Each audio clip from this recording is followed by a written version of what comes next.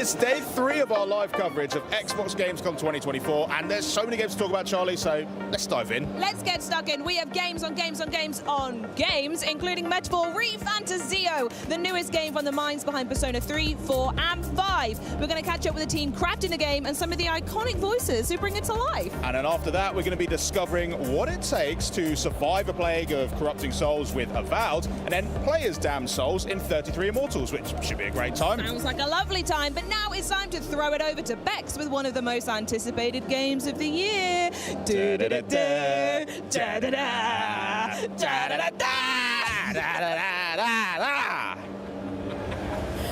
Well, if like us, you have been humming the Indiana Jones theme since this next game was announced, then you just might be as excited as I am right now. Here to reveal as much as I can possibly pry out of them about Indiana Jones and the Great Circle, please welcome Machine Games Design Director Jens Andersen and Creative Director Axel Torvenius. Hi guys, how are you? Hello, we're fine. Excited to be here. Yeah, I'm super excited to be here with you and talking about Indy. Shall we dive into it? Please. First question I want to ask you guys. Obviously, this film franchise is incredibly iconic. And how did the game come about for you guys? Yeah, I mean, it is a bit surreal, right? We've been pinching ourselves throughout production. Is this happening? But it is, I promise. And so it all starts with, Todd Howard had been this, long-term vision and dream and ambition to do a new, interesting Indiana Jones game. He had the opportunity to pitch his core idea from a narrative point of view to Lucasfilm Games. They were also very excited about it. Then Todd took the project to Machine Games, checking in, I think you're a good fit as a studio to do this, and you can imagine the screams of joy within the halls of Machine Games as we were given the opportunity to work on it. So we are super thrilled. Super thrilled indeed. I mean, thinking about how big it is and how excited you guys are, the thrill of that must be quite a feat to work with and develop as well. So how is the game prioritizing all of Indiana Jones's adventure from the films into the game? It's really about putting you into the shoes of Indiana Jones, like allowing you to play out this fantasy. What would you do as Indiana Jones? And with that obviously comes the iconic whip, being able to solve mysteries, escape traps, and doing all these things that we know and love from this iconic hero. Absolutely. I mean, I probably wouldn't choose the right chalice, but hopefully everything else in the game I'll have correct. It'll be fine. Speaking about the game then, let's talk about what the combat and maybe exploration will look like in Indiana Jones and the Great Circle. So it all comes back to the character, what could you do? So combat, compared to, we come from a background of working on Wolfenstein for a really long game, like big, double-wielding shotguns. This game is not that. This is much more adventure-focused game. So that means exploring more open-ended environments, having proper puzzles into the game that's challenging for the player to solve without you getting stuck, being able to scale the environment using your whip, but also, the combat.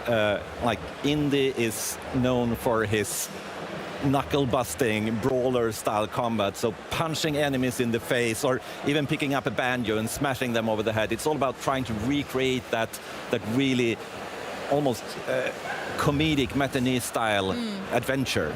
Absolutely. At the end of the day, he is an archaeologist, but not quite BJ, but he does a good job with what's around him. Can't wait to get into that. Speaking of utilizing the environment, can we talk about the puzzles that we'll see in Indiana Jones and the Great Circle as well? Absolutely. This is one of the kind of new type of features that we haven't done so much with before at Machine Games. So that was a really interesting challenge. And as I mentioned, we want to make real puzzles. We want you to be this kind of professor, archaeologist. So there's a lot of games, big games out there that kind of dumb down the puzzles for the sake of just making sure the player gets the full experience. We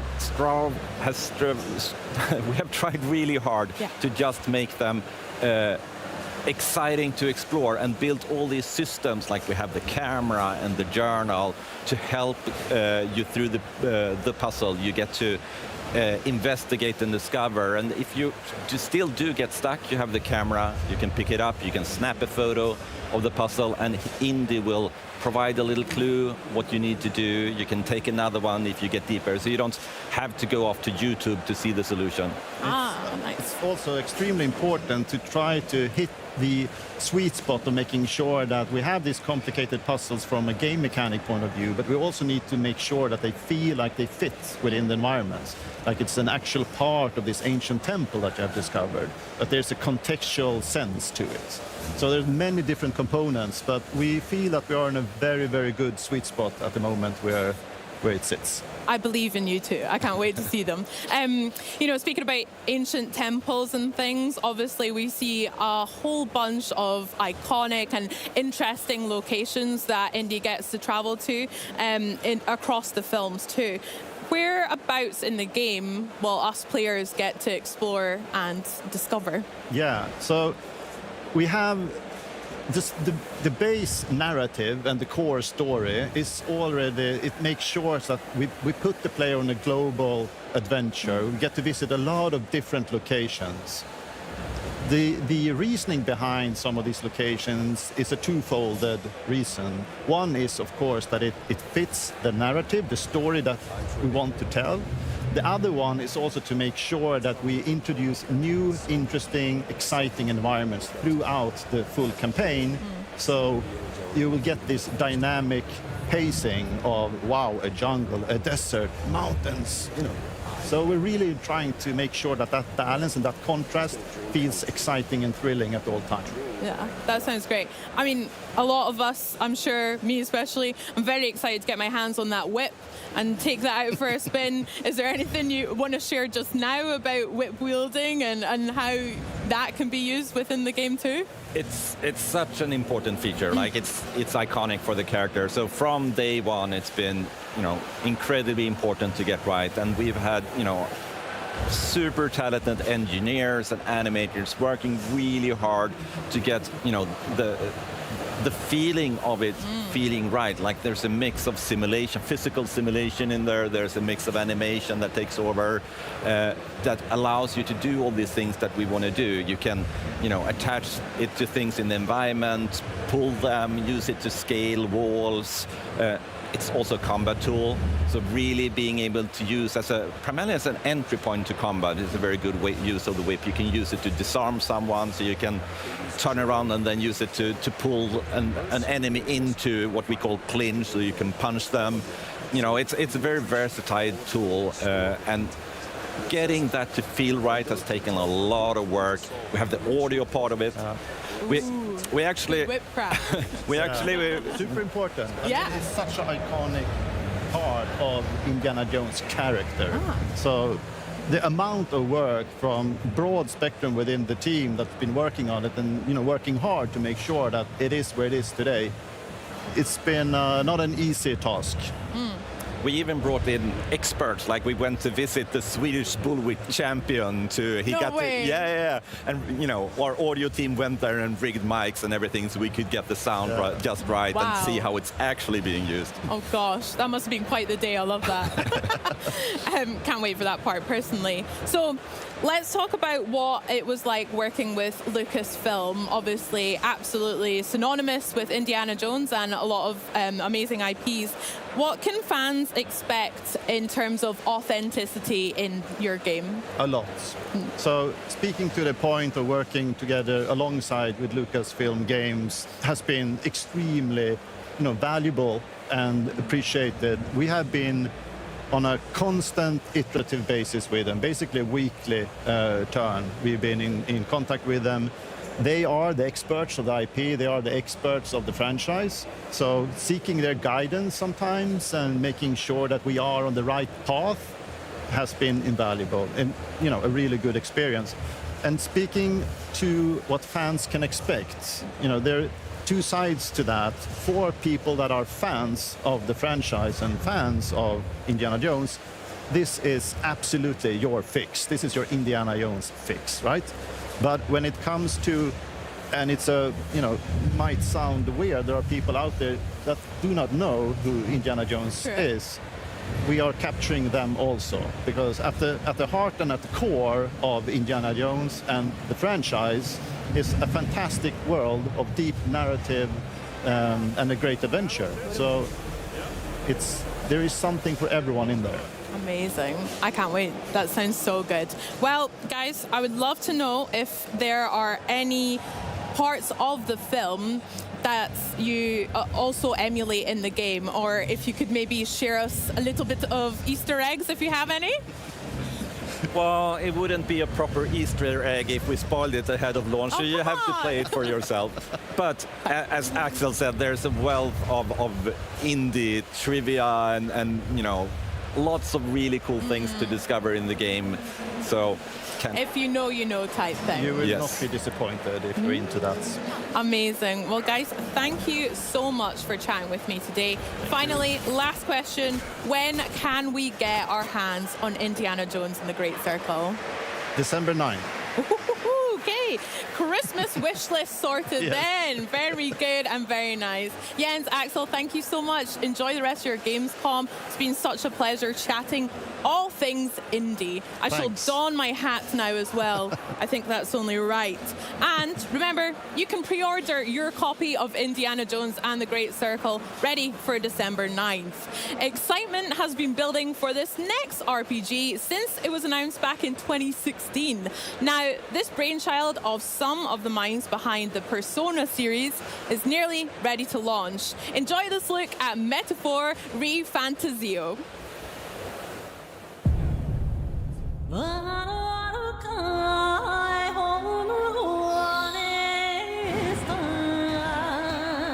Only the one who has earned the people's support is fit to be king. People may struggle to trust a king whose face they do not know. I want to protect this country and its people. The city of Rhylehaven. If you get rid of the culprit, I will appeal to the people of this town to support you.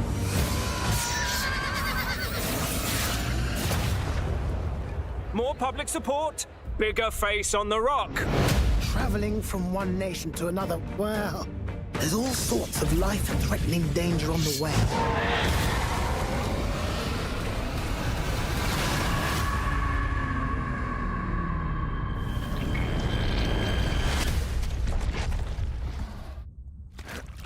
Can you smell it? There's change in the air. Looks like we've got Sanctifex Forden in the lead, and Count Luis hot on his trail.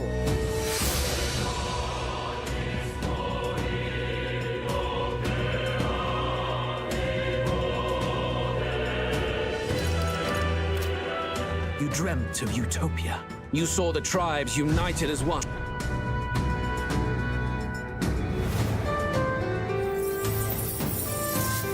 There are a lot of people in the crowd who have never supported you.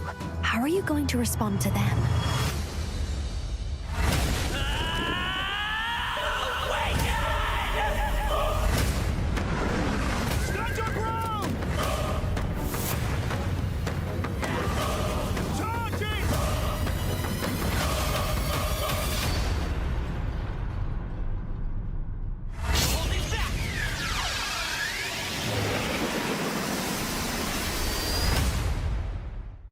ゲームズコムにご来場の皆さん、こんにちは。メタファーリファンタジオディレクターの橋野桂です。本日はご参加いただきありがとうございます。ただいま2024年10月11日の世界同時リリースに向けて最終調整に挑んでおり、現地へ行くことができずとても残念です。今日は私からこれまで皆さんからいただいている応援コメントや感想とともに本作の魅力をいくつかご紹介させていただきます。まずは皆様にご注目いただいている本作のあらすじについてです。メタファーは本作の舞台であるユークロニア王国の王が殺されるところから物語が始まります。この世界では王族や権威のある人物が王になることが主流でしたが、突如国民から最も人気を得た人物が次の王になることができるという王選挙魔法が発動され、物語が大きく進んでいきます。現代風に言えば選挙のようなものでしょうか。主人公は王を目指し旅をします。いろいろな場所に赴き、さまざまな人々と出会い成長を重ねます。もちろん主人公以外にもさまざまな種族の人物が立候補します。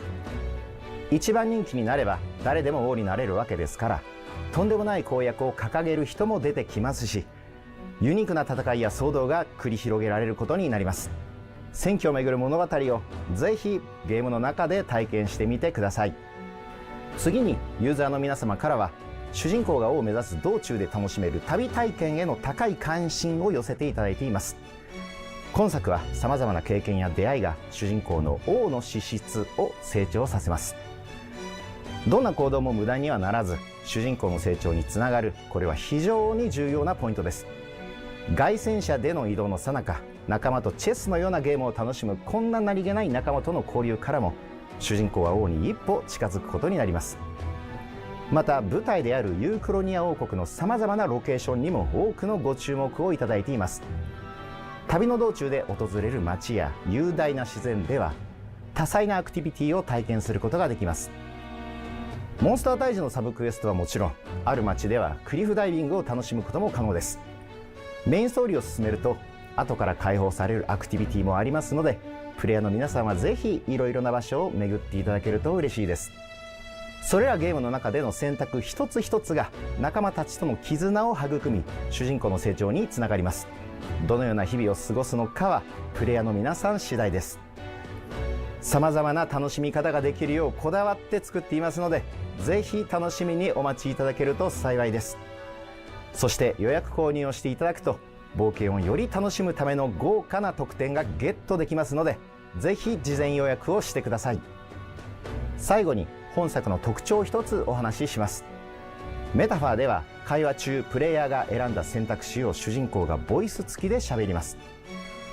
これは私がこれまでに作ってきたペルソナ5などの作品よりもさらに主人公に個性を与えたかったためです。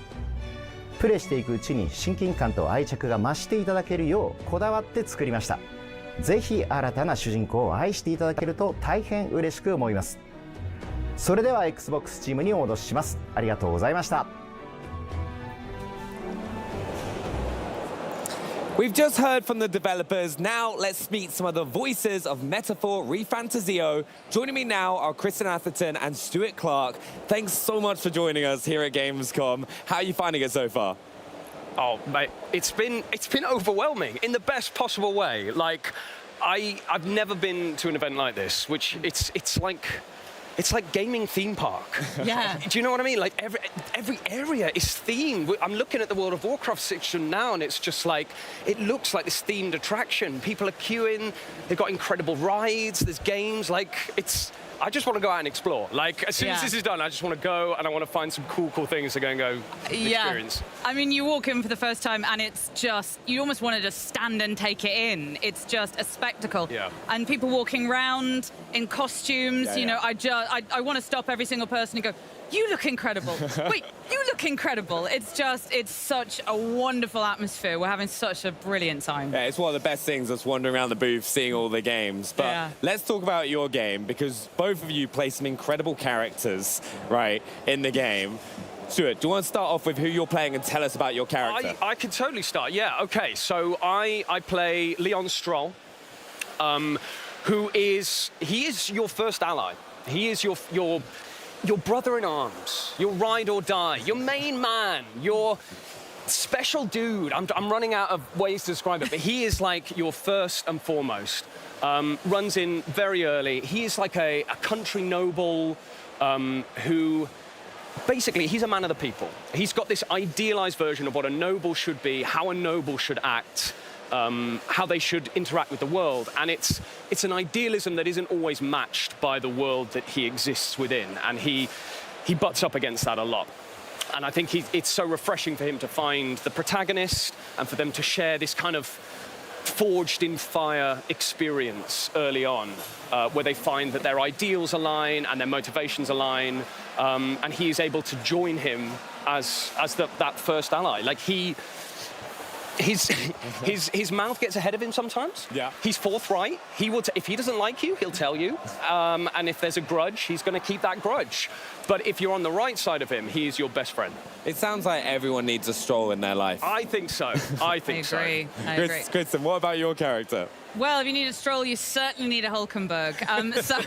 Iselin Hulkenberg is, she was a knight originally, and she was the bodyguard of the royal family, the prince, and she sort of carries this extraordinary sense of honor and of her duty to the royal family. And when we meet her, she has this enormous wound because she was not able to protect the royal family in their hour of need. And so when we meet her, you get a feeling of she needs to redeem herself. You know, she needs to prove that she is the great knight, the great warrior, and she has your back. She is front and center. You want Hulkenberg to be fighting your corner. She takes herself very, very seriously. She's maybe not the person you want to play a practical joke on, because she will not get it. However, you do want to go to a bar with her and eat some weird food, because she likes her weird food. Weird? What kind of weird food are we talking about? I mean, I don't want to drop any spoilers, but basically... Huge spoilers. Huge spoilers. Oh yeah. Hulkenberg's cuisine. Yeah. I don't want to ruin her maybe one joke of the entire game, but yeah, she will eat what pretty much no one else will eat. That is fair enough. It's pretty much me at Gamescom. I was just going there going like, oh, what have we got? Like, going around the town. Yeah. But one of the hardest things I find when with any prep for building these characters is, what are you given beforehand? Are you shown like images? Are you kind of given extra details so that when you're going to build this character, what's the approach for you? That's a good question. Yeah, it is a good question. Honestly, Benny, it can vary massively from project to project in terms of where you are in the recording process when the game's being developed. So it might be that you come in further along and there's so many assets. You can see full cutscenes, you're getting a full rendition of the world. Or it can go completely the other way, and you're basically performing to an Excel spreadsheet. And everything is having to be conjured by your brain. I think with this one, it was sort of an in-betweeny stage where when we started the project, there was very little. There was like nothing to go on. I remember Scott, the localization director, was sort of describing these things, describing humans, human monsters, and I was like, okay, yeah, right, I get it. Do you get that? Yeah, yes, Stu, yeah, I get it. I didn't really get it. But then the assets start coming in, and you start seeing these animatics, these cutscenes. There we go, there's one. And you start to see the scale. You start to understand, like, oh, wow, this is not what I pictured. These are not traditional monsters. This is not a traditional fantasy world. It's when the assets did start coming in, and especially when we started dubbing cutscenes and stuff like that, then I started to go, oh, this is different. This is like a different experience, fantasy-wise, to anything that I've done before. A lot of the monsters, they're almost like Hieronymus Bosch kind of, creations. They look sort of beautiful and terrifying at the same time. I don't know about you, when I auditioned for Hulkenberg, I was given, this is what she looks like, and a lot of kind of descriptive, kind of characteristics. And very quickly, I look at that and go, well, I look nothing like that. So you have to really imagine, you have to pretend every time you're in the booth. One of my directions was, you've got a six-pack on. Your armor is a six-pack. And, I'm a sweet little English rose, so stuff like that helps me massively. No, it must be a lot of fun, though, getting into those roles, because they're, like, as you said, such different characters to what you've done in the past. Yes, 100%. There are a couple of moments in the game that are huge battles, especially for a character like Hulkenberg, and I'm quite an extra performer. I like going big, and a lot of the directions that I kept being given was, Kristen, you're very good at fighting these battles. Things hurt less. Do less. There are a couple of moments, again, I don't want to spoil, big dramatic moments where I was screaming, and the performance directors are going, Kristen, less. It's always said, though, it's better to go less than be like, oh, more. Because 100%. that's what one of the things I've always seen is, like, if you've got more, you can kind of like take that step back and kind of get what you are after. Yeah, I didn't get any do less direction. So what I'm hearing is that Stroll feels every attack, and he feels it a lot. The Hulkenberg can like take it, and Stroll is like, oh gosh. Bad ass. Needs work. Also, with it like being a voice recording and going and voice work, when you're going into that and you're kind of prepping to do the recordings, because like even backstage we're doing like little warm-ups in the morning, like with like the whole Xbox team that are doing the hosting, like doing like red lorry, yellow lorry, green lorry, like bite my burger, all this like stupid stuff. Right, is there anything particular you were doing to get yourself into the like kind of like mindset before recording, or like any prep?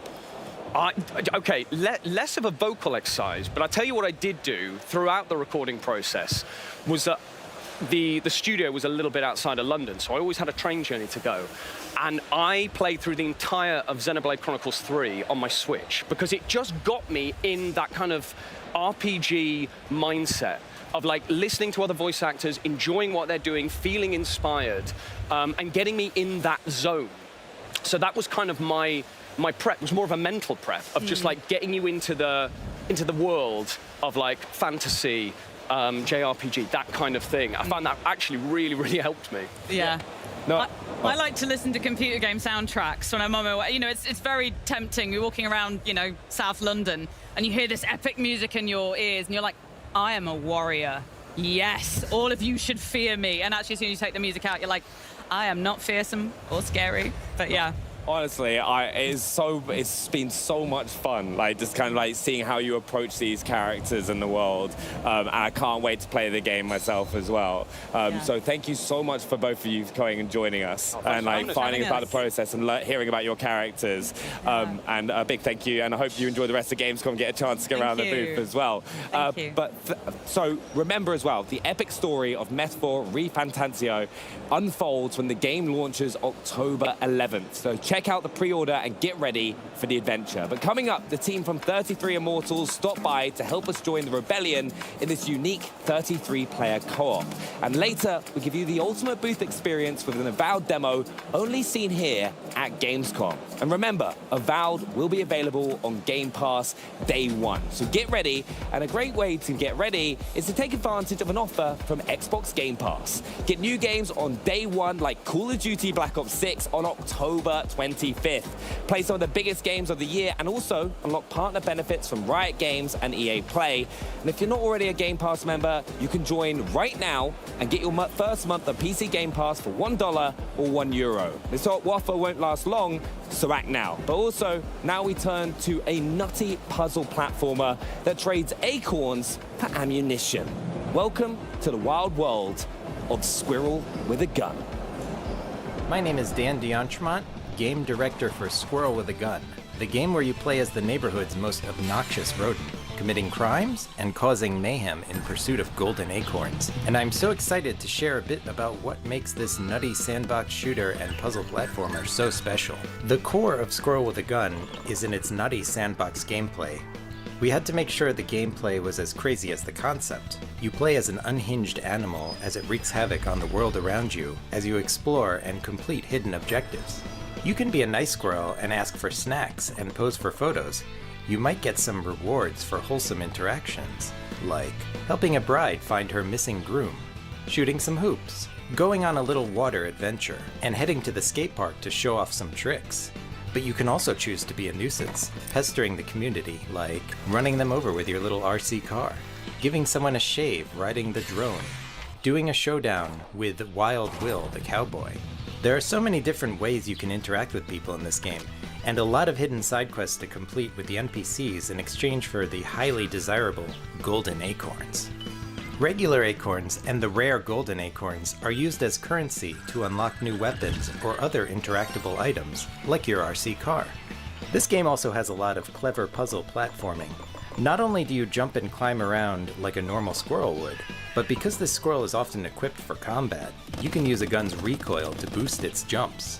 This feature is utilized in various ways based on which gun you are holding, and sometimes you need a specific weapon to help you navigate a puzzle. For example, you wouldn't be able to get the acorn on top of this roof without a shotgun to blast you up there. We had a lot of fun making each puzzle super unique. There's a minefield that you have to sneak through to get the rewards on the other side. The neighborhood itself has all sorts of backyard puzzles, like getting some air with bouncy umbrellas, or getting low in the crawlspace maze. Some of them can get a little crazy.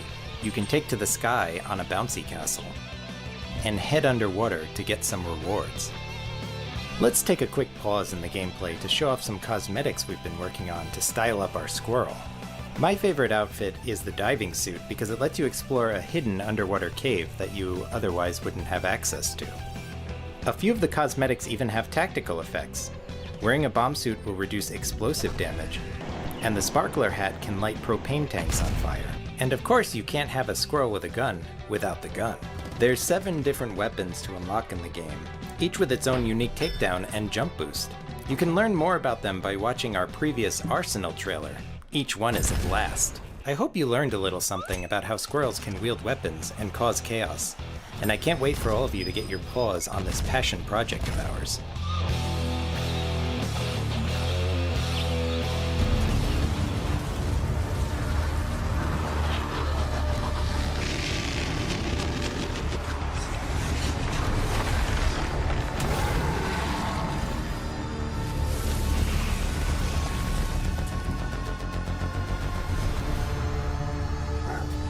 Bosses in Path of Exile 2 come about 2 major ways. You obviously have the more traditional approach where you create a narrative and you design a boss around that narrative. No noose this time. I'll remove your head myself!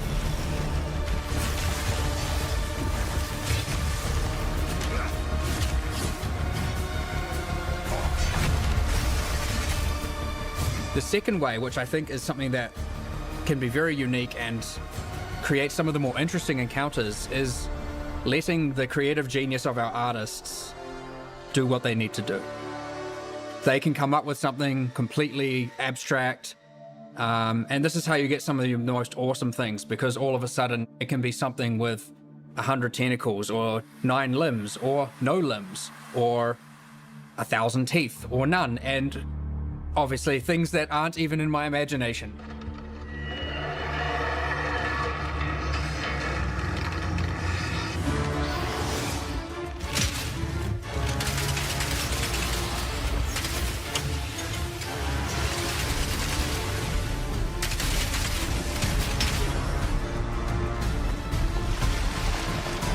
Well, a boss in Path of Exile 2 ultimately is the culmination of decades of experience, making hundreds, if not thousands, of bosses in its predecessor, taking all that knowledge together, and puts it in a package that delivers the best of what could possibly be of boss encounters in an action RPG environment with bosses that are utilizing Souls-like mechanics.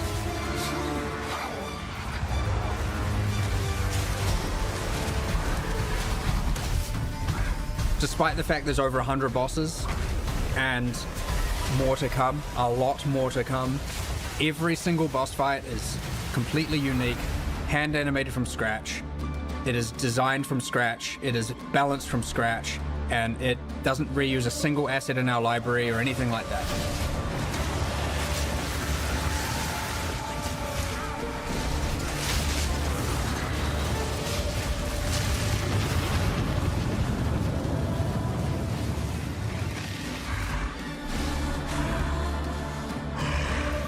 One of the main challenges balancing boss fights in Path of Exile 2, especially compared to its predecessor, you have to, in a single attempt, reduce the boss from full life to 0 in order to then progress through. If a player cannot defeat them now, then they're stuck. It is very, very important to us that Path of Exile bosses, mechanics, especially around telegraphing, feels fair to the user, as opposed to them being cheated out of something when they happen to die. We want to make sure that hitboxes are accurate, and of course, when something hits you, it feels like it hits you. It ultimately makes it feel that much more satisfying when you kill it, and you feel that much more pride when you are able to overcome something difficult, knowing that the game hasn't robbed you of this thing.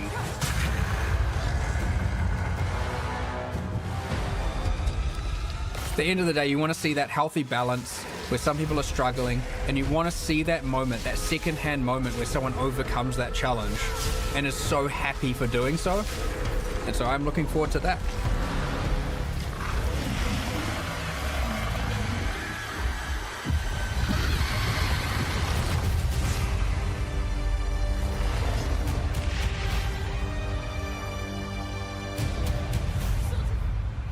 Gamescom experience, we have been giving away prizes all week. And now it's time once again for one of you lovely lot to win something truly awesome. If that sounds like music to your ears, then head over to twitch.tv/Xbox for your chance to win the Riffmaster wireless guitar. It's so perfect to play music like a true rock star in Fortnite Festival. And of course, it's compatible on Fortnite Festival across Xbox Series X and Xbox Series S consoles. Now head to chat and rock on.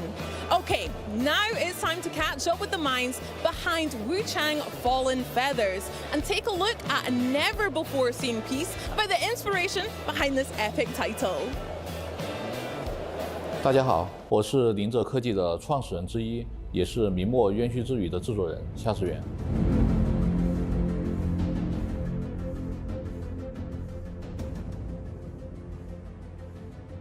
灵者是一家位于成都的游戏公司。成都有非常丰富的历史底蕴和传统文化，这里有神秘的三星堆，有脍炙人口的三国故事，也有大量的历史建筑和文物。我们在这片土地上生活和工作。作为游戏从业者，我们很希望能够把这些独特的东西带给大家。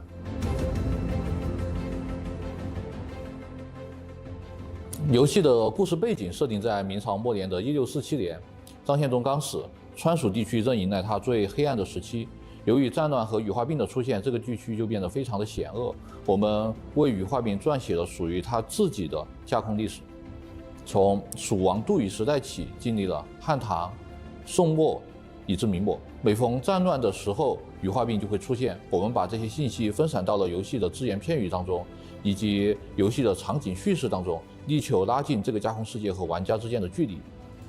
而无常作为主角，他需要在这些传说中寻找复活妹妹的线索，而在这个过程当中，玩家和主角都会逐渐去接近整个事情的真相。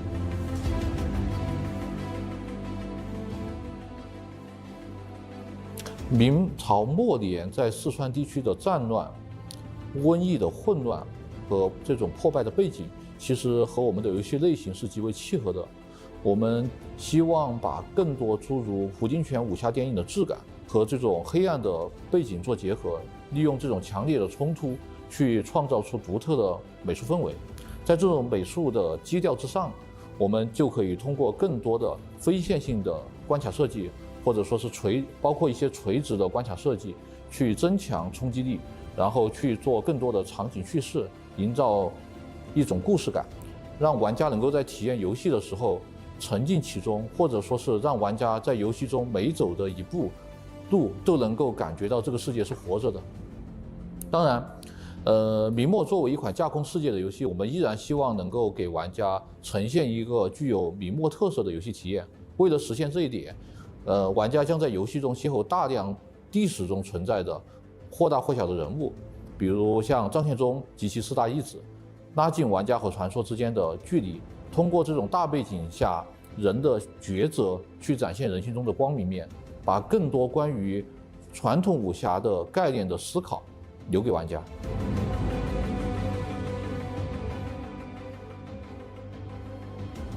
游戏开始的时候，其实给玩家提供了一个容错率非常高的区域，允许玩家慢慢的熟悉游戏当中的一些独特的机制。玩家会跟随无常的视角，发现自己回到了阔别已久的故乡。玩家需要帮助无常去寻找失去的记忆，与游戏中遇到的各种各样的角色进行对话互动。但是在前期，玩家可能不会意识到，前期的每一个抉择其实都是非常关键的。游戏前期其实，为接下来的旅程制造了大量的悬念和铺垫。我们相信这会勾起玩家的好奇心。随着游戏剧情的深入，特别是到了游戏的后期，玩家会产生一种恍然大悟的感觉。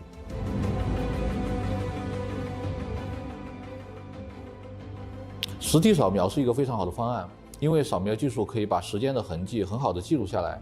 四川还有周边地区存在着大量的明代古建筑以及少数民族的建筑和村落。我们为了去把属于这个时代的特征带给大家，大量使用了像激光扫描仪、相机、无人机等各种各样的设备，去获取物体表面复杂的几何信息，从而生成这些复杂的模型，让它们能够进到游戏当中。这样的话，玩家就能够在游戏中行走在这些过去的时间当中了。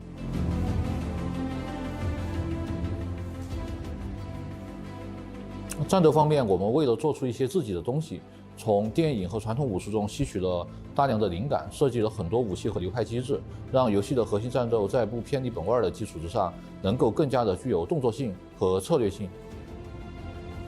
比如我们的双刀就借鉴了武侠电影，双刀的部分招式在和对方拼刀的过程当中，能够偏斜对方大部分的伤害，并且造成伤害。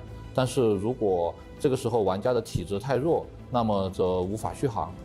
所以说这个时候一般会选择一些 T 技作为组合去弥补核心机制的不足，进而这种不同的搭配就会造成玩家各种各样的 build。我个人其实比较关注玩家在战斗中和怪物的交互和反馈机制，所以说在战斗系统的核心设计方面，我们强化了战斗方式的多样性和策略性，针对不同的招式，应该说是针对不同的怪物的招式，设计了更多的解法，力求丰富玩家的战斗体验。武术指导在参与项目的过程中，会根据游戏的动作去进行包装，然后最终确保效果是符合预期的。我们的动画师将根据武术指导的设计，再进行2次调整和制作，这样最终游戏的动作就可以在游戏性和观赏性中间取得一个比较好的平衡。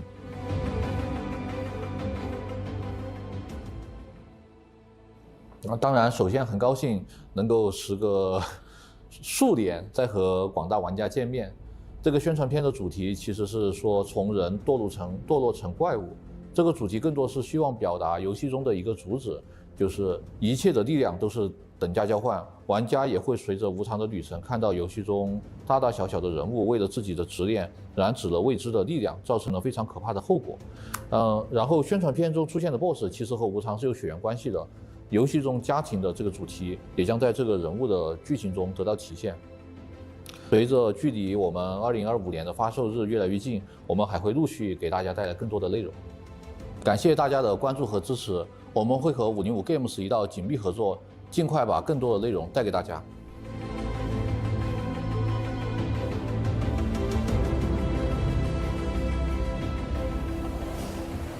It was one of our favorite titles when it was announced last year, and now it continues to make headlines in the run-up to release. Here with what fans can expect from 33 Immortals, we have Thunder Lotus producer Nicolas Godin. Bienvenue à la Gamescom. Ah, Ça va? merci, ça va très bien. Thank you very much. Gamescom is awesome. Your booth is awesome.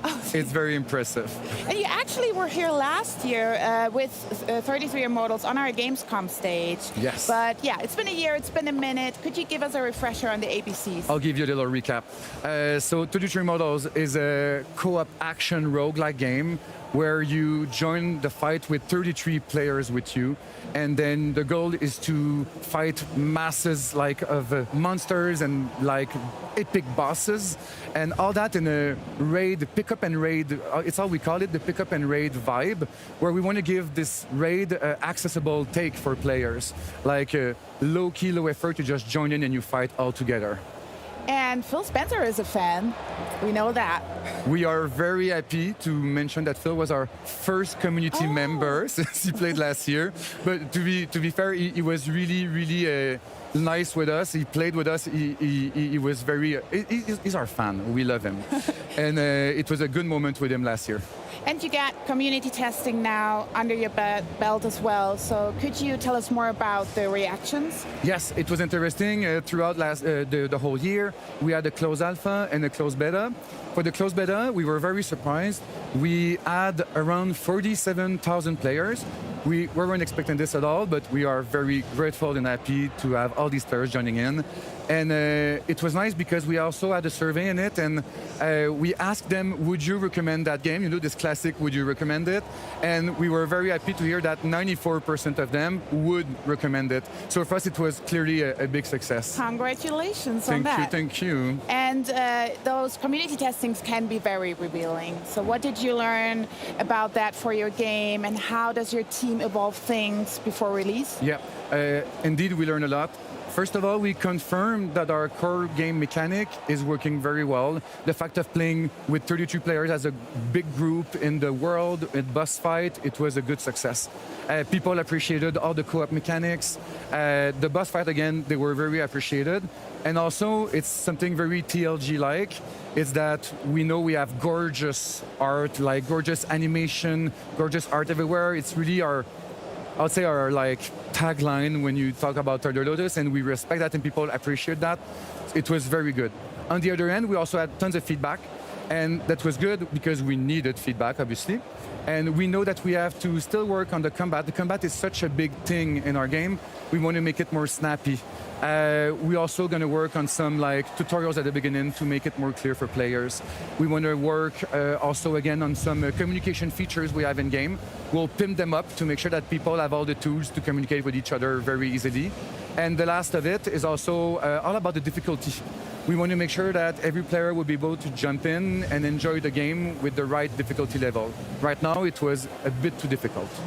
So yes, and especially raids can be very difficult. They can be very demanding, sometimes elite. And do you have a different approach on that in the game? But you said it exactly. Like raids in games, people will have the conception that you really have to dedicate yourself. You have to take time. You have to grind and like make your character more powerful. Have a group that will show up at the same time. We want to take another like vibe at this. We want to make sure that people can just open the console, go in our Darkwoods hub, equip a weapon, equip beautiful capes and ornaments because that's important. And then like just jump in. At the second you're in the world, you are with 32 other players and you play together. This is really our take on the pick up and raid, and we wanted to make sure that the game will be easy to access, but yet still be challenging. And this is our biggest challenge, I would say, because it's easy to make just a game that is very easy, but it still has to be fun, challenging to the player. So this is really our focus in the past few months, where we want to make sure that our game will be perfectly balanced for this, yet very accessible. I love that. Accessibility is so important. But I remember you talked about the tutorials. Did anybody beat the tutorials, actually? Funny moment. So we know that at tutorials, we have this kind of torture chamber where you have to die. We want you to die to just stop this and go to the yeah, it's like you can keep going. But someone was able to just survive the whole thing. And it was very impressive to see this. Some people are very dedicated, and props to these players because we love them a lot. But he did manage to die at some point, I guess, otherwise he wouldn't keep going in the game, but that's it. We have very dedicated players for this, and he made it. I love that story. So he made the impossible possible. Every player will always show us that everything is possible. But you also got something new coming up, a new realm. Can you tell us more about that? Yes, exact. So in the beta, in the closed beta, we introduced a new world, which is about Purgatorio. So right now, just as a little reminder, when you join the game, you start in Inferno. This is where you'll play with 32 players. And then when you join Purgatorio, it's a smaller zone, so it's 22 players, and it's going to be it's going to be way much more rough. It's more challenging and demanding. In terms of the area, it looks very different. There's a lot of like ashes everywhere. It's clearly another mood. A lot of like monastery and like abandoned places everywhere. But the biggest thing about Purgatorio is the fact that the monsters are all different. In Inferno, we have a roster of monster with variation. In Purgatorio, we have a whole different monster-like roster. And what's cool with them is that we introduce more co-op mechanic between them. So we have monsters that are able to heal each other. So they can be a pain sometimes in some fights. They have some that can slow players down. They have some that can make other monsters invulnerable for a short time.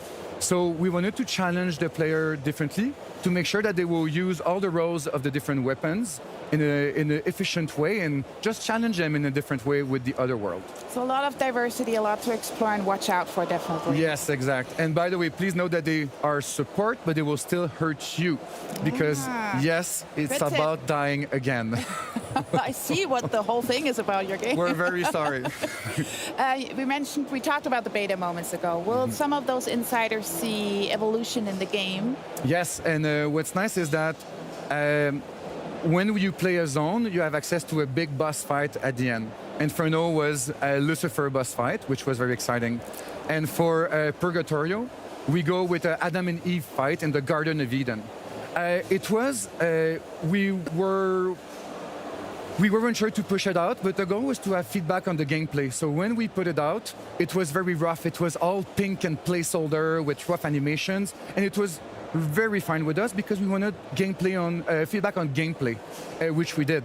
And then right now we are working a lot to make sure that all the official assets for Adam and Eve will be like completely done, and we'll have tons of more info about the fight soon. But they're gonna look great. Animation will be done. VFX will be done. It's gonna be pretty nice.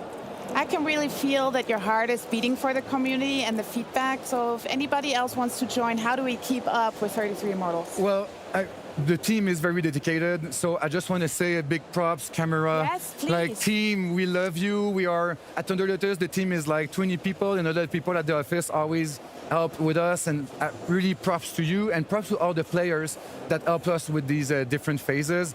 We love you. Keep coming back. And if you want to keep contact with us and the game, first of all, join 33immortals.com. Follow us to have news on newsletter and the different phases that will come in.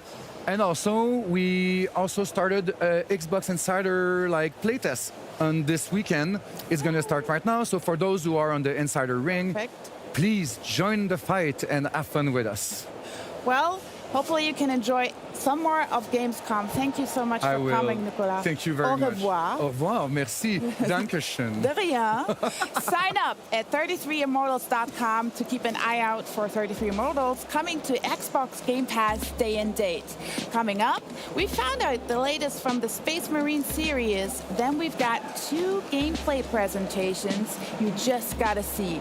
But first, it's the prequel to the fan-favorite real-time tactics series, Commandos. Welcome back, everybody, to the Xbox booth. Over 50 titles and experiences means this booth is huge. Yeah, so huge that we had to do a part 2 of our tour. So why don't you show everybody Towerborn, and I'll go find out what else is on the booth. Come on, join me. This is Towerborn, a 4-player co-op game you can enjoy here at the booth. So make sure to bring some friends with you, because there are gonna be some amazing boss battles as well. Make sure to check this out. By the way, where's Henry at? Over here, our fans get to experience Microsoft Flight Simulator like a proper pilot. We've got the yoke, we've got the rudder set up. From personal experience, this is definitely the way to play it. And we also brought along World Update 18 and a brand new plane for them to check out. Looks sick. No Xbox Gamescom without Forza Horizon. And we got a new Day 1 announcement with Hide and Seek.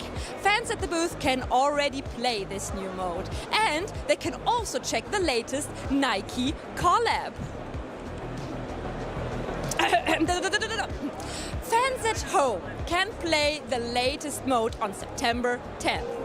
Over here is the perfect opportunity for fans of Fallout 76 or that recent TV show to grab a great snap in front of this iconic vault door. But follow me inside because I've got something to show you. Now, the Skyline Valley update's been available for a little bit of time, but here at Gamescom is their first chance to playtest the upcoming update, Milepost Zero. Welcome to the Here to Help Accessibility Desk.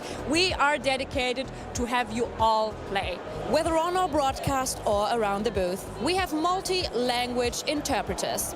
We have wheelchair accessible ramps and also stuff to set up the Xbox Adaptive Set. We have the World of Warcraft booth with a great VR wheelchair experience, so make sure to check this out. We have great audio descriptive tours as well. We also show you the new joysticks and make sure to check out and maybe customize your own thumbsticks. Over here, we've got the Avowed theater experience, which is really cool because our fans get a VIP walkthrough of some never-before-seen gameplay. Right after that, they can also cast some spells and whatever they're doing. Are you ready for the pirate party experience? Then check out the Sea of Thieves booth here at Gamescom. We have a chicken present. You can win some loot.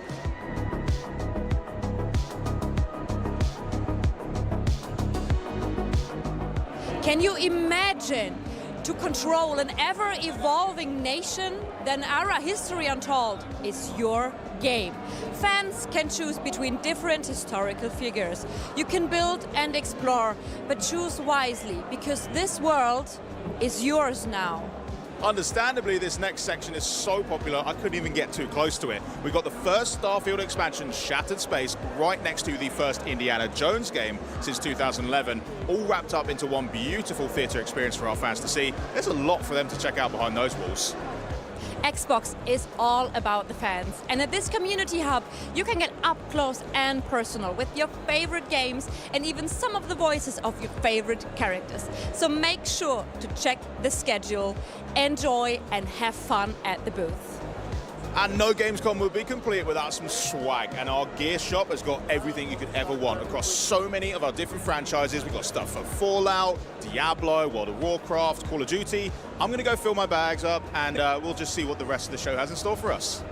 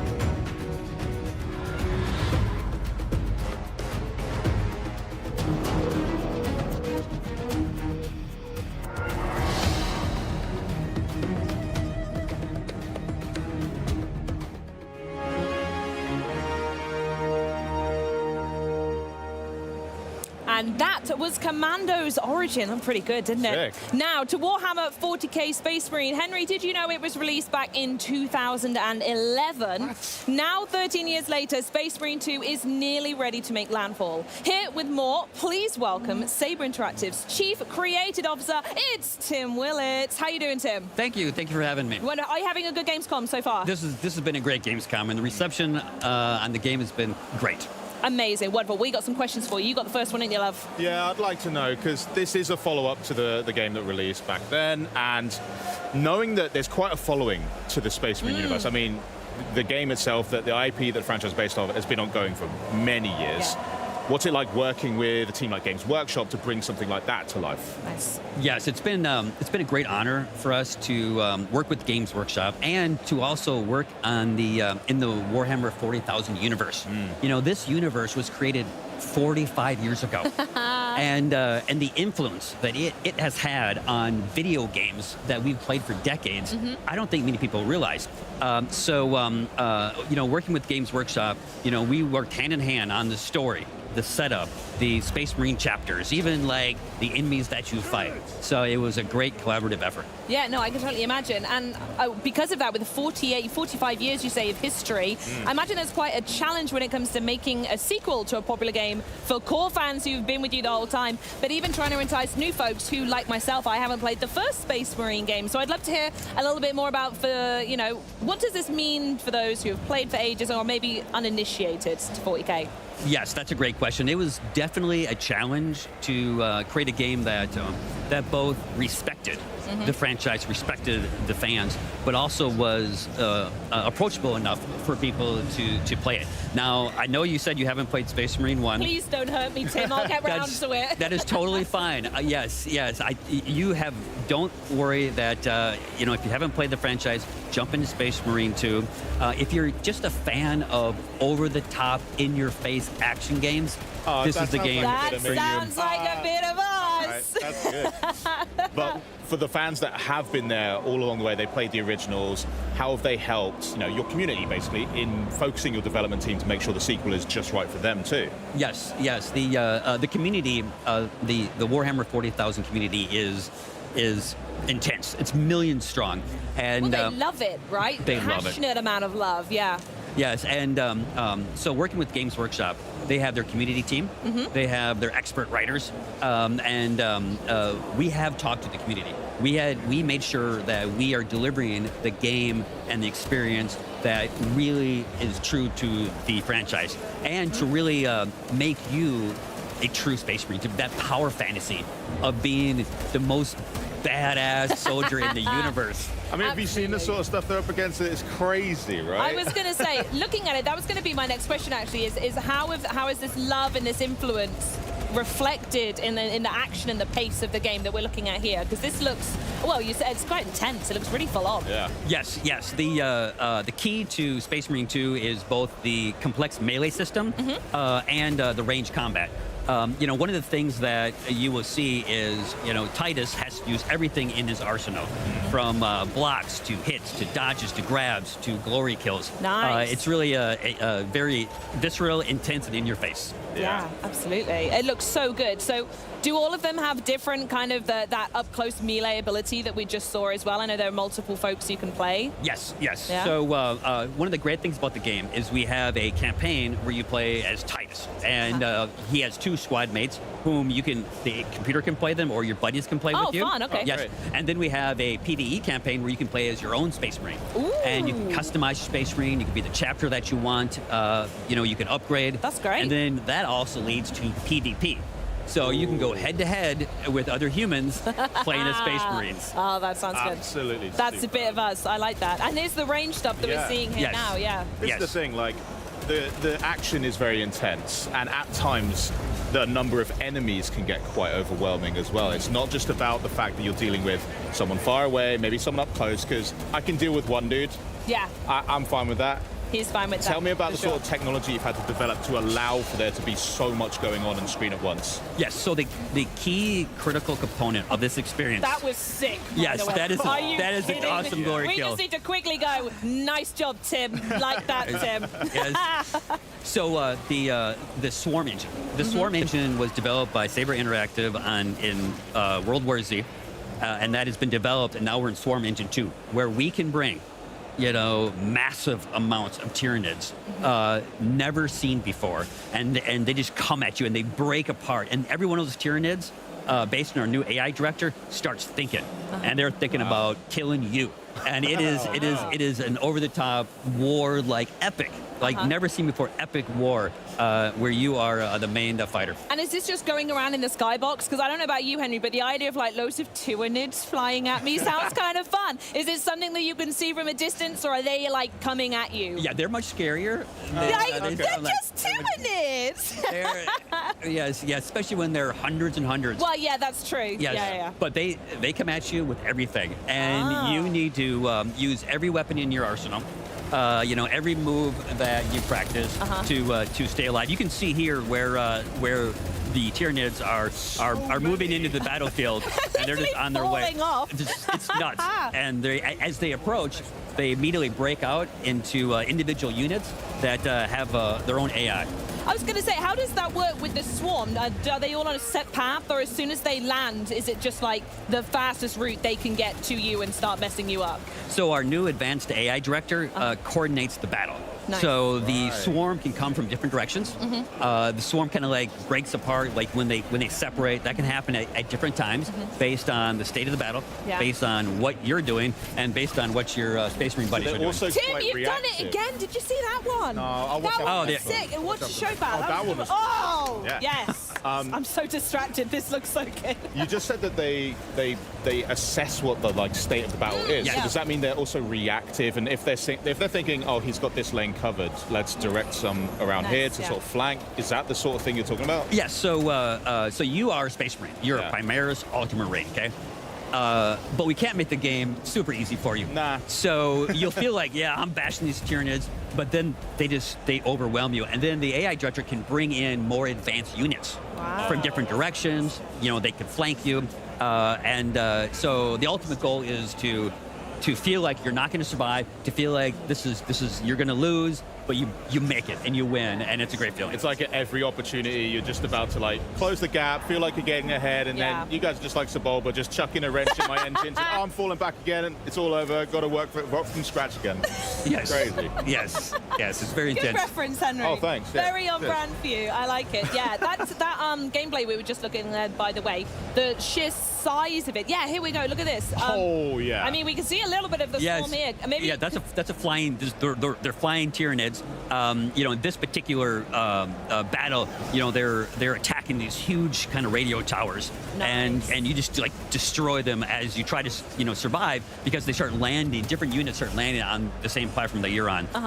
And as you can see, there's lots of ways that you can go about killing bad guys. Yeah, not for you, mate. So it's not just mindless violence. There is also quite a lot of like objectives, mechanics to be following as well. Strategy, yeah. Yes. So if you played the first one, and I know you haven't, that's okay. I've got some homework to do. I understand. This is our melee system is much more advanced. It's much deeper, and our range combat system is also much more advanced. So I like to call it the dance of death, where you have your melee, your blocks, your reactions, your critical hits, and then you can also pull up your ranged weapons, take out enemies from a distance, and you really need to learn how to use the tools in your arsenal of death to win the battle. And it's not just the people right in front of you. I know we're taking things off the chain here, the Tyranids, but the chain's integrity in the top right corner. So I'm clearly guessing that if you let that get to zero, yes, mission over for you. Right. Yeah. Yes, definitely. Absolutely. Were there any other technical developments that really plussed up Space Marine 2, by the way? This is our own technology. Nice. And when you build this technology for a game, you can make it awesome. We talked about the swarm. We talked about the AI director. It's crossplay. No. Yes. Ooh, I love that. So you can beat up your buddies. I will. And you're first, by the way. Yeah, I can tell. Yes, and then you can play solo, you can play PvE, and there's a full-fledged PvP mode as well. So it's a very dense game. It's as dense as a Space Marine. Oh, I love it. So give us some more juicy information. When can we actually get our hands on it? So Space Marine 2 comes out September 9th. If you pre-order it now, you can play it early. It's right around the corner. Wow. We're testing the servers, making sure that the infrastructure can survive the Tyranid horde that's coming. We feel good. The reactions to the gamers here playing it's great. We're excited, and we want to get it out the door. Amazing. Thank you, Tim. It sounds like you're super busy. We'll let you get back to work on getting on the horde. Thanks for stopping by. Run out of time, Tim. Crack on, bud. Yeah, we're looking forward to it, though. I'm definitely playing. Yeah, for 100%. sure. Well, coming up, though, our friends at Xbox Game Studios show us how nations are made in Ara History Untold. And then we're going to catch up with the team from Obsidian Entertainment to give you guys, an exclusive gameplay presentation direct from the Avowed theater here at Gamescom. But first up, it's what First Desendant fans have been looking forward to all year long. It's Invasion's right around the corner, and we also got a look at what you can expect. And we also just learned, by the way, Charlie, that the newest Descendant, Haley's character trailer, will be revealed before the update goes live August 29th. So stay tuned for that. But in the meantime, have a look at this. Turn the ship around. We'll put it back. We managed to fend off our enemy's large-scale attack, but the war is far from over. The Colossus still threatens us, and our enemies are plotting new strategies. Can Ingress ever find true peace? Has Corel really given up on the war? After Corel's fleet disappeared, the Vulgus began moving from deep within the dungeon to raid the Ancestors' facilities in Ingress and reclaim the outpost. Detecting this, Ingress immediately dispatched a scout. That scout's name is Haley. Haley, who rose from a supply soldier in the guerrilla unit to a legendary sniper, is now a newcomer in the Descendant Corps. Ruthlessly eliminating enemies with her anti-material sniper rifle, she dominates battles with her ability to drop her body temperature and emit cold air when her emotions run high. When shooting from a distance, her weapon's critical hit multiplier increases, making her an excellent fit for sniper rifles. She possesses sub-zero bullets that fire multiple shots in an instant, and a storm snare that pushes back and rapidly cools down enemies in front. Above all, Haley's specialty is switching to her anti-material sniper rifle and firing a single, incredibly powerful shot, stronger than any other attack. In Season 1, the Vulgus launches a new strategy, the Invasion. Invasions occur randomly in 2 dungeons of the hard difficulty infiltration operations. Players can choose to enter between the existing operations or the invasions. Invasion dungeons are only available for solo play, testing the strength of the Descendants. 3 Vulgus legions will block the Descendants with different defense mechanisms. The quantum field creates an immortal state, impervious to physical attacks. The Resonance Shatterers cause massive explosions with the energies of RK and the Iron Heart. The Keeper Tile encryption device maintains a powerful security system. Invasion dungeons present new mechanics that disrupt the Descendants' operations. Solve these enemies' mechanisms and swiftly eliminate them. Invasion dungeons are designed for speed runs, and the faster you clear them, the greater the rewards that await. After coming in contact with the Iron Heart, Descendants experience an RK resonance phenomenon. This resonance grants the Descendants new powers. It's the season growth inversion reinforcement. Inversion reinforcement is a new growth system that resets at the start of each season. It includes 5 types: hunting, attributes, recovery, survival, and seasons. Through the inversion reinforcement, Descendants gain beneficial effects for progressing through seasonal content, and can also obtain effects that compensate for their weakness. Each season, we plan to tailor and replace the inversion reinforcement effects, providing effects that perfectly fit the seasonal content. In addition to a new Descendant, a new Ultimate Descendant will be introduced in Season 1. Ultimate Freyna, who has evolved RK's toxicity into a more powerful weapon, will make her debut. In Season 1, you can discover Freyna's exclusive story and uncover the tale behind the name of her skill, Room Zero Trauma. Excava is an assault rifle with powerful versatility. It can be obtained through the Battle Pass and is also available as a free reward. Excava charges voltage when attacking enemies and has a unique effect of firing the charged voltage as an energy grenade. It is a versatile weapon that combines the inherent versatility of an assault rifle with a powerful shot. Frost Watcher is a scout rifle that can be farmed through the Season 1 content. When hitting enemies from long range, it reduces chill resistance and enhances the damage of one's chill skills, making it a perfect fit for Viessa and Haley. If you've prepared a new Descendant, ultimate weapon, and inversion growth, it is now time to face the most powerful Colossus, Deathstalker. Deathstalker lurks in the darkness of the void, targeting the life of Descendants. It is stronger than any Colossus encountered so far. To protect Albion from the threat of Deathstalker, we must once again venture into the void, unravel the mysteries within the darkness, and intercept Deathstalker. The First Desendant's first season begins on August 29th with Haley, a new Descendant, Ultimate Freyna, and the new Ultimate Weapons. New episodes, dungeon content, and void intercept battles await you in Albion, Descendants. The First Desendant, Season 1 Invasion. Play for free.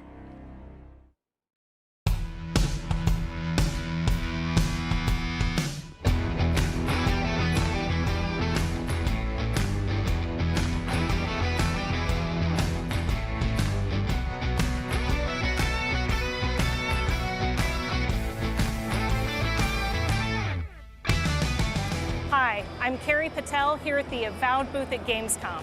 We're so excited to introduce you to the Dawn Treader quest and dungeon. And in just a moment, you'll get a walkthrough from senior narrative designer Kate Dollarhide, who's also the writer for this quest, and our community support manager, Chris Stanek. Don't forget to wishlist Avowed on Xbox and Steam, and look out for our release on February 18th. Thank you for joining us, and welcome to the world of Aora. Hi, I'm Kate Dollarhide. I'm a narrative designer at Obsidian Entertainment. Hi, I'm Chris Stanek, the community support manager here at Obsidian Entertainment. We're so excited to show you Avowed. I'm going to be walking us through the dungeon. I'm going to be playing the game. So let's get into it. Let's jump in. All right, so the Envoy finds themselves in a dungeon in the first region of the game called Dawnshore. They're searching for an Adherent expedition team that's gone missing. The expedition team was here looking for a holy relic that is supposedly in the keeping of the Oracle of Aethys, a man named Sargemus. And the expedition team hasn't shown up for the last few days, so let's check in with Sargemus and see if he knows what happened to them. I'm sure he knew something. Maybe. Maybe. It has been too long. I had feared I was the last of us, but you... Oh, the very sight of you is a balm for the soul. I am the Oracle Sargemus, servant of the once shining god, he whose light has lately dimmed. What brings you to this sacred space? So you can see at the top here we have an Arcane Scholar background check. That was selected at character creation. When you play the game, you'll have an option of 5 background checks to choose from. We chose Arcane Scholar because we're playing a wizard and it just felt right. But let's check the lore, tooltips, and conversation review feature. All right. Chris, if you wouldn't mind. Of course. Thank you. All right, so on the left here we have the conversation history feature. This is going to allow us to scroll back through conversations we've already been through and just, check on anything we might have missed that we wanted to confirm. And you'll notice here that the words Once Shining God have been highlighted. This is our lore tooltip feature. Once Shining God is a reference to the god Aethys, the god of redemption, light, rebirth. He's also Sargemus' god. So here on the left side of the screen, we have a short paragraph about who Aethys is, his context, and a menu where you can select different lore tooltips. So these tooltips are helpful for us to, deliver lore from the world of Aora to players who are new to the setting or who are returning after a long time away, and just get everyone up to speed without bogging down the dialogue with a lot of exposition. So these are super helpful for us and hopefully for you. Let's back out of that. All right, I'm looking for an expedition of my countrymen. Did they pass this way? An expedition? I'm afraid I don't understand. An expedition? You know, treasure maps, matching outfits, campfire songs, the works. I am familiar with the concept, tomb raiding and the like. What troubles me is why they would come here. These ruins are not so different from the many others on this island, except that they are a good deal more treacherous. And this representation of Aethys we stand before, it is the work of my own hands. They could not hope to move it. Do you know what their purpose is here? Let's select option 2. They were searching for a relic you're rumored to keep here. Ah, the splinter of Aethys. I suppose it was too much to hope they were here to examine these exquisite ruins. Truly, it is their loss. Where do you keep the relic? I might find them there. It rests in a shrine deep within this temple complex, beyond the reach of looters, visitors, or indeed, myself.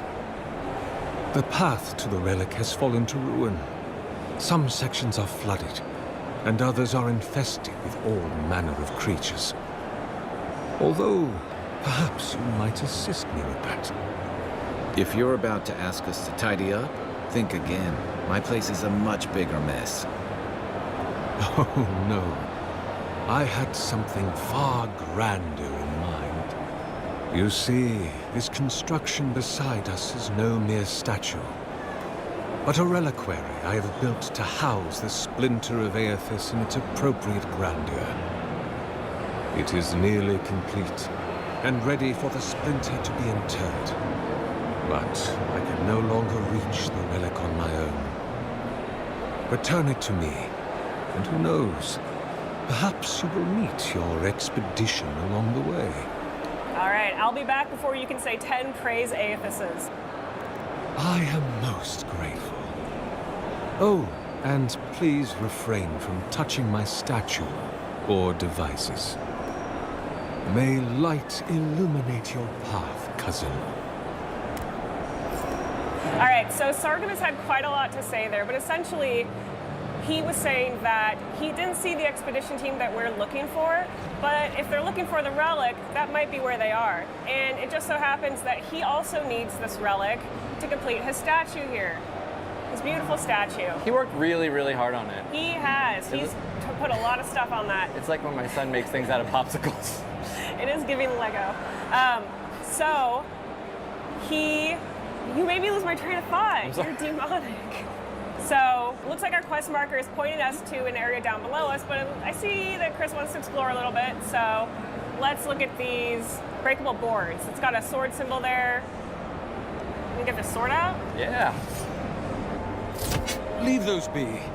They protect my devices. Oh, I don't think he liked that. Yeah, he'll be fine.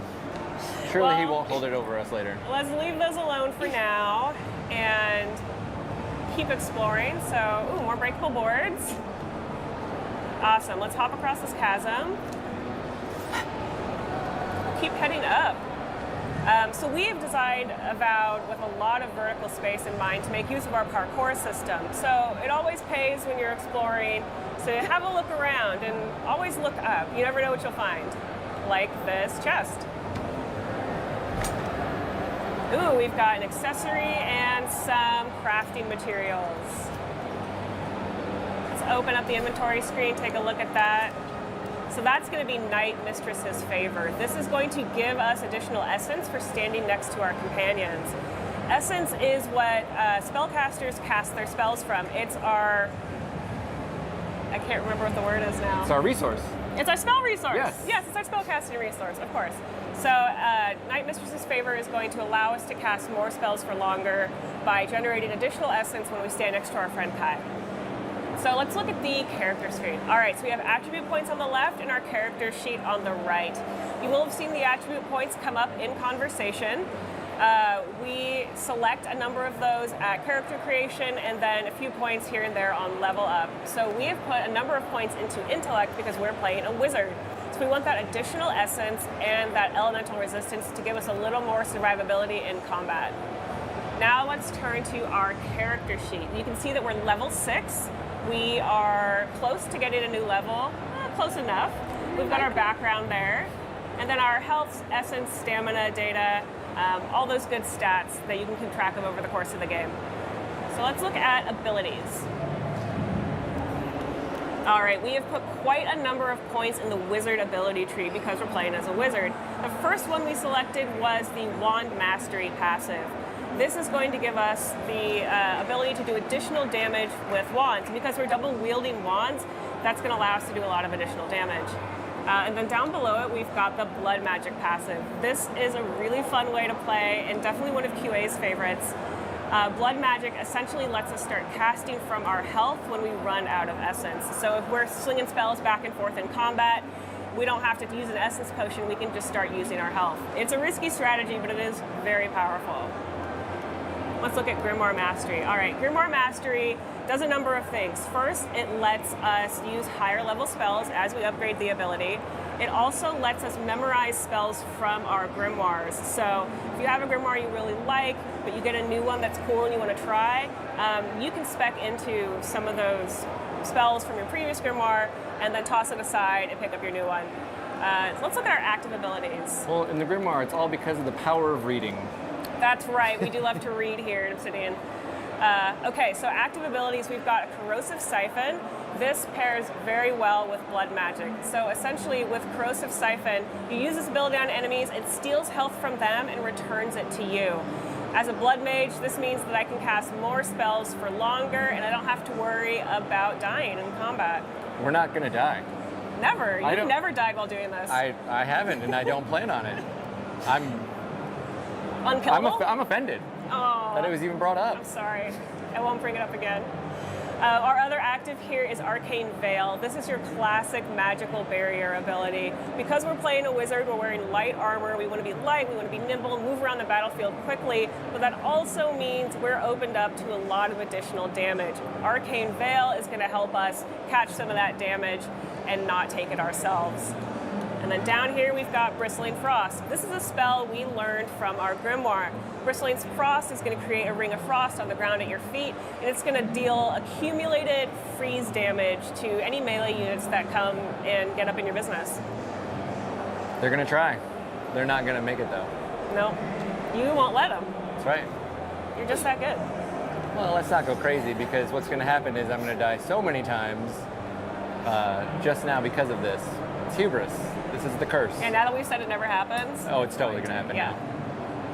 All right, so our quest beacon is sending us through this tunnel full of water, so let's just have a swim as we go look for the expedition team.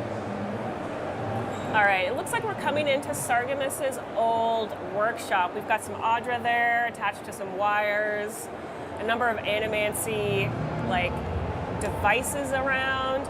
Yeah, so Audra is central to the universe of Pillars of Eternity, where the people, plants, animals die, their soul leaves their body, flies into the nearest Audra pillar, and then goes deep into the earth to re-enter the cycle of reincarnation. Sounds like a lot of work. But can you argue with the results? No, you're right. All right, so it looks like we've got a godless sigil here. Excellent, and a essence generator there in the back. So the essence generator is going to unlock that godless sigil, but let's see what's actually being locked here. Top down in the water. All right, it's a gate. Excellent. Ooh, and there's a chest back there. I want to know what's in that chest, but I don't see an easy way into this room. I can try to ram it. What? I'm just gonna try to ram it. Just try to ram it? Yeah. Well, that's not working, so let's go back to that top level and see if there's another place we could look. Just check this area a little more thoroughly. All right, it looks like there's a breakable wall there with an explosion symbol on it. We're not going to be able to break that down with our swords, so we're going to need grenades. Nice. I was going to try ram it again, but I don't think you would have liked if I tried to ram it again. Here we have an essence generator. This is going to unlock that gate. You can see that it has an electricity symbol on it, so that means we need something with electricity to turn the generator on. For us, that's going to be an electric lily seed, an electricity spell, or if you have a companion with you who uses electricity, you could use their ability too. For us, we're going to need an electric lily seed, so why don't we get that equipped? I finally feel like I'm on a cooking show where something's pre-cooked. You're like, and here's the chicken. And here's the switch, yes. You did it. All right, so the generator is running. We've got an accessory and some crafting materials. Let's pop open the inventory and see what we have. Band of Transcendent Suffering. So we're gonna deal 10% additional damage, but also take 10% additional damage. It's a little risk, a little reward. I think it's gonna be fun. Let's equip it. I like it. All right, back to swimming, following our quest beacon here. It looks like we're coming up on Sargemus's library, an enormous library, which is pretty impressive in the world of Aora, where there is no printing press, so all these books are handwritten. It looks like we also have a number of red dots in our mini-map in the top left corner. That means there's enemies nearby, so let's deal with these spiders. What do you want to do, Chris? Oh, I'm going to sneak up on them and I'm going to get them. Sneak up on them, all right. Nice. Quick and quiet. Give me a power attack to that spider. Arcane Veil. Corrosive Siphon. Spread the love around. Oh, yeah. Spiders love the corrosive siphon. All right, yeah. Another power attack on that spider. We're building up that stun meter over time. That's going to allow us to do a special attack when the stun meter's full. Looks like Kai's done his companion ability, and now he's taunting that spider, drawing aggression away from us, which is very nice. And now we get that special attack. Hit it with some electricity. And a little bit of electricity grenades. Back off and finish it with the wand. Awesome. Easy. Nice job. Thank you. All right, let's keep moving. Ooh, it looks like we've got a blocker here, some webs in the way. Thankfully, Kai has an ability that will let us get right past that. Let's use Kai's fire starter ability. And that should burn right away. There we go. It's always handy to have a useful friend around. A guy who can do tricks. Yeah, right? He always has a lighter. And, you know, I'm walking around, I run into a web, I'm like, there it is. I got to get Kai. Call him up. He's dependable. That's what we say about Kai. All right, so I don't see any sign of the expedition team, but what I do see are some Zorops and a water beetle. So let's join their party. Ooh, it looks like that damage we did to the water beetle is filled up again because he's being healed by the Zorop Elder. So we're gonna need to take out that Elder right away. Yeah, burn him down with Corrosive Siphon. Get all my health back. Looking good. Arcane Veil's active. We're healed again. Kai's getting in the mix. Good. Oh, we got Good Bristling friendship eating. Frost. Excellent. So we're dealing with some accumulated frost damage. I'm going to get the Zorop up here. Thinks he's cheeky. Where'd he go? There he is. Running away from us. Did he jump up there? No. The beetle left? Yeah, the beetle's left. The little beetles. Oh, he's so fast. He's nimble. There you go. Nice. Did it. All right. Done and dusted. Let's keep moving. You didn't doubt that I was going to die there, did you? Like, I thought about it. Okay. I thought about it, but I was like, no. all right. I trust Chris. I remember that. Yeah. Okay, so we are still looking for the expedition team. Let's poke around this area and see if there's anything interesting we can find. I see 2 godless sigils above a locked gate. And there's something in there these ruins don't want us to get to. Thankfully, there's a wire on the left and a wire on the right. I think those are going to go to the essence generators. So the one on the left was going below us. Let's pop down there and see what we can find. Yes, there it is. All right, that's one down. Where's the other? Should be close by. It was right off to the right. Oh, there it is in that gap. Right. Oh, on the left. Right on the there, left. right there, right there. Yeah, there it is. Got it. Boom. Nice. All right, with both those sigils activated, the gate is open. We can get our prize from the sarcophagus. Bitter bonding. Let's check that out. All right. All right, 10% of weapon damage restored as health. This is going to be super helpful for us as blood mages. So as we're doing damage, we're going to get a little bit of health back. That sounds fun to me. Let's equip it. You got it. Pardon me, Kai. All right. So I think we're near the relic. We haven't seen the expedition team yet, but we might as well pick up the relic while we're here. There's the relic. It's really shiny. It can't be as easy as just grabbing it. Ooh. But I don't think the ruins liked us taking that relic. So we've had a bit of an earthquake, and it spawned some skeletons. Hello, friends. Hope you're ready for a skeleton fight. Yeah, always ready for a skeleton fight. That's what they always say about me. Christian, You know, always Chris, ready for a always skeleton. ready for a skeleton fight. There, Oh, Kai's doing Chris. some help for us over here. Excellent. I think we've got some rangers on the left. We should deal with them right away. Yeah, they're going to be no fun. Raining arrows down on us. All right, that's one down. Tower attack. Oh, a grenade nice. as he jumps. Nice. That was Hit him stylish. with the lightning.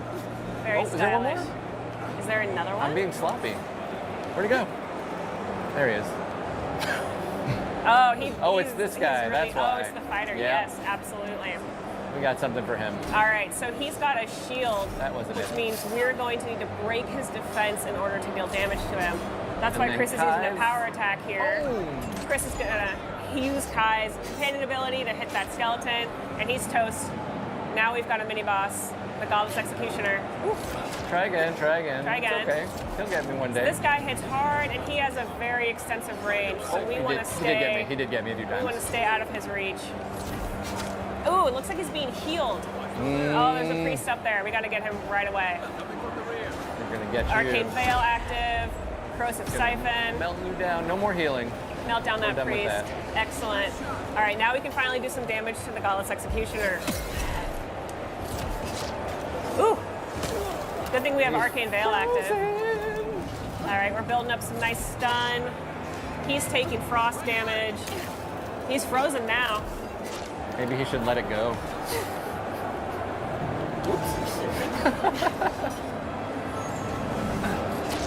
All right. Ooh. Maybe Kai wants to get in on this too. Kai, give us a hand. Oh, and Kai finishes him off. Thank you, Kai. Such a good buddy. Well, we still got a few more skeletons to mop up. All right, hit him with a electric lily. Oh, no. We're gonna need to break his defense before we can do some damage on him. All right, I have to stop messing around. One moment. Oh, Chris. One moment. There you go. First Get that health back. Oh, it didn't work. I got potions. All right. Resorting to a They're over potion. here. I can't believe it. I know, it's the first time all day too. All right, there's the ranger.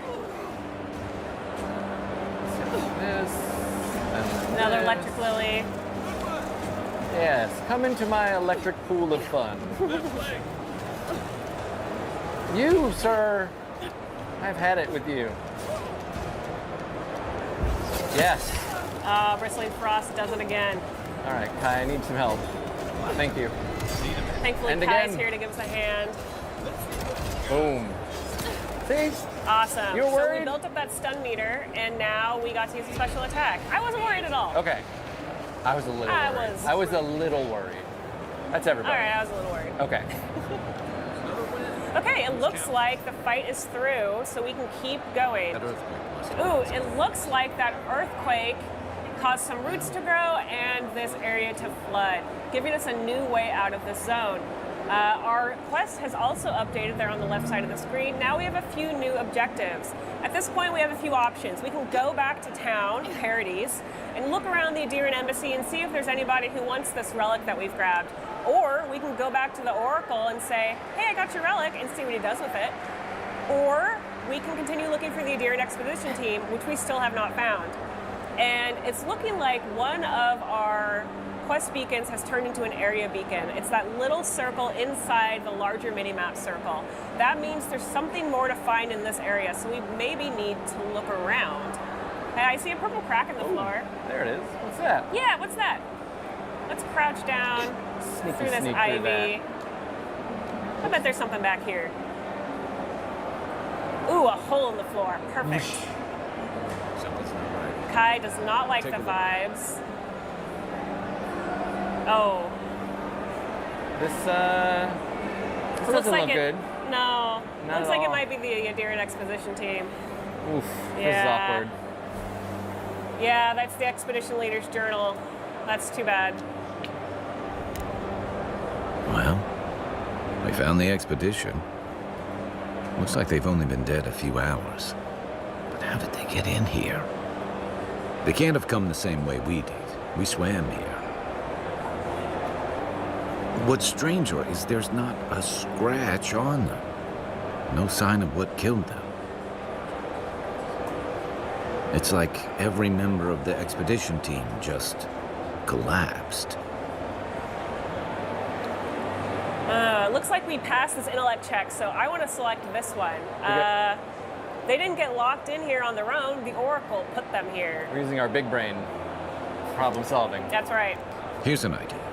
This temple is full of old animancy equipment. Could he be building a giant animat? I've heard of those, but I've never seen one. They're suits of armor brought to life by bound souls, right? The Oracle couldn't have put the expedition's souls in the statue of Aethys, right? Let's go ask him. You were gonna do the crack? Can try. Oh, I can't do it either. Oh, that was a good one. That was a good one. Whatever the Oracle has planned for that relic, and for us, it can't be good, Envoy. Aethys is a dangerous god associated with Eora's bloodiest wars, and he recently killed thousands of people in Deadfire. Now, we have a piece of him, and we're about to face a maniac who wants it desperately. Tread carefully. So, Kai is right to be concerned. He thinks the Oracle might be engaging in animancy, which, in the world of Eora, is a little dicey. Animancers have a pretty poor reputation, and honestly, in much of the world, animancy is illegal, or really frowned upon. Animancers are soul scientists. They use essence, or the stuff that souls are made of, to enact great magical works in the world, but also a lot of tragic stuff. So let's go talk to the Oracle and see what he has to say for himself.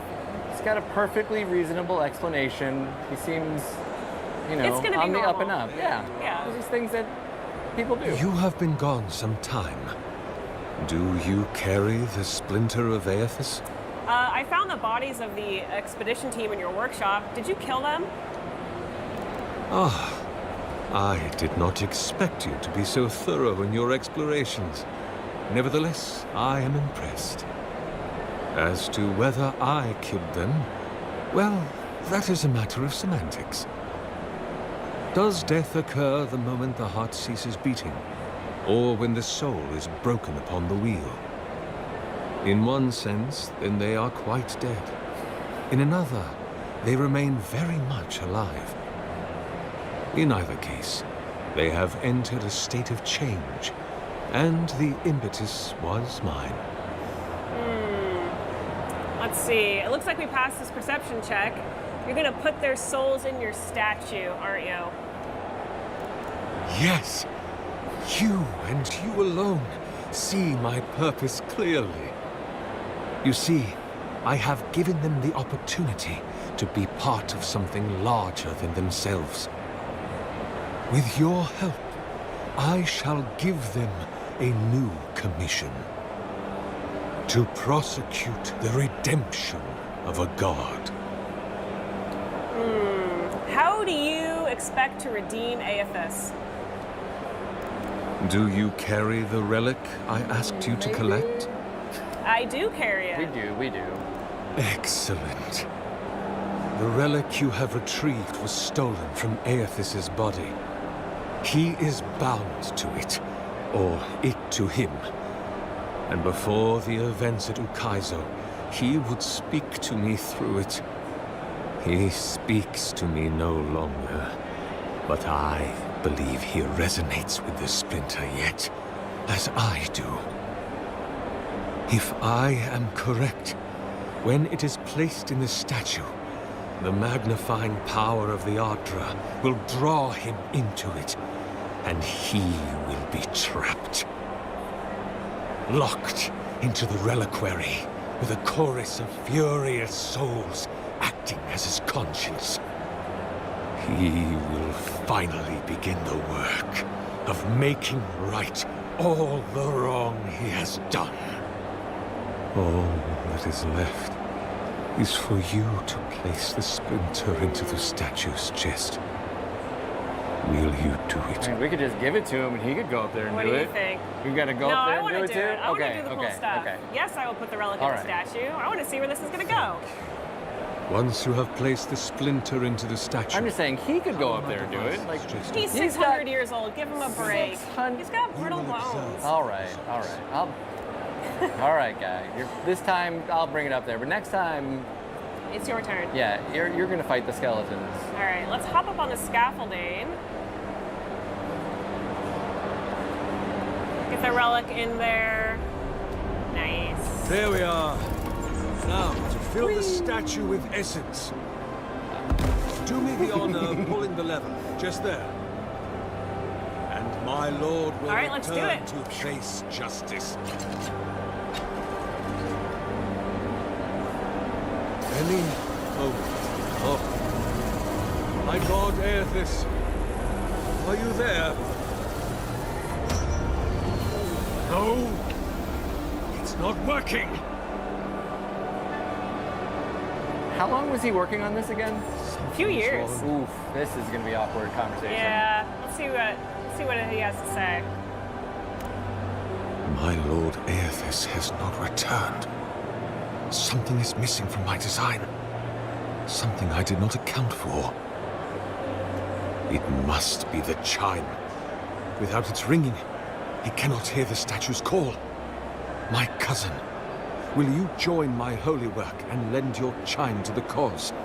So this chime that Sargemus is talking about is unique to godlikes. Only godlikes have a chime. It's what the gods give them before they're born to mark them as their own. As a godlike of Aethys, Sargemus has a chime given to him by Aethys. As a godlike of an unknown god, we also have a chime. So what he's essentially asking us is, will you give up what makes you special and die for my experiment? And at this point, we have a few options. We can say, sure, Sargemus, I would love to die for your statue. Or we can try to convince him that actually he should die. As a godlike of Aethys, Aethys is probably going to want his chime and not mine. Or we can attack him. I kind of want to attack him. You want to attack him? I want to attack him. He's got a glowing sword. I want that sword. Yes, we've been too nice to him today. There's nothing to fear. You won't feel a thing. Give him a moment to get settled. Ooh, he's fast. He is fast. See, he's just acting like he's old. He's not that old. Building up some good stun. I'm a little out of breath. Ooh, I'm out of breath. Sir, please stop. Kai doing some work. I'm no. okay. All right, second wind is activated. Second wind. We're up. See, still not a death, Down but not out. Not a death. Bristling Frost activated. Let's just do some There frost we go. accumulation, Arcane Veil, and Corrosive Siphon. Nice. Kai will take some of the aggro. Kai's using his companion ability. Now he's drawn the aggression.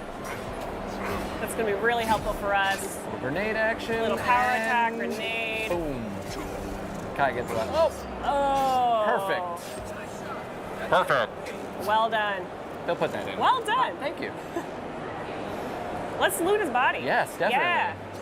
All right, he's got a great sword. Last Light of Day. Can we equip that, please? Of course. Ooh. Beautiful. All right. So that's not the end of this quest, but it is the end of our time together. So thank you so much for looking at Avowed. We were so excited to show this to you, and we hope you play it on February 18th. Thank you so much.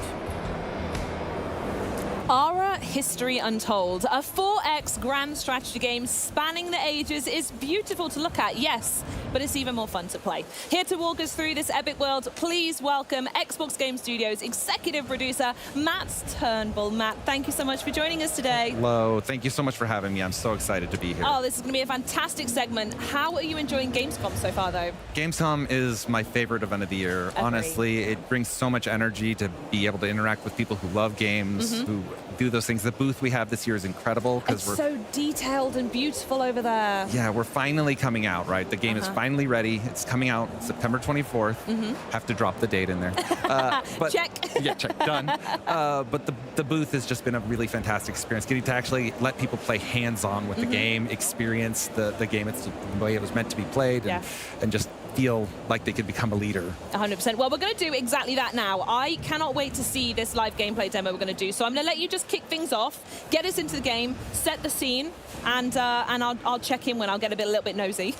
Anytime. You're always welcome. Thank you, Matt. All right. So as you probably know, Aura History Untold is a historical grand strategy game. It bears a lot of DNA from your classic 4X genre and some of the other genres around, historical grand strategy. This is Xbox's first foray into this genre. It's honestly not a genre that we've truly explored, truly gotten into before. We've made, obviously, with the Age franchise, with RTS, but true, grand strategy, turn-based, is new territory. And luckily, we have this incredible partner, Oxide Games, that has a tremendous amount of experience, people who have worked on almost every great strategy game you've ever heard of or played. And they are such an incredible partner, and we're so excited that we get to help them bring this game to life. Oh, stunning. Okay, so as usual, our first question when we enter a game is, what are we going to be? Who are we? Yes, so right now you can see I've got Shaka Zulu here as the head of the Zulu Empire. He has all these different interesting abilities. We have 10 leaders here at Gamescom. Now, when the game launches, we'll have over 30 leaders available to play from. Wow. But we only brought 10 with us to Gamescom this year. So you can fit in the suitcase, I get it, yeah. Exactly. Just gonna make room. So right now, I think for today, though, I will play Nefertiti.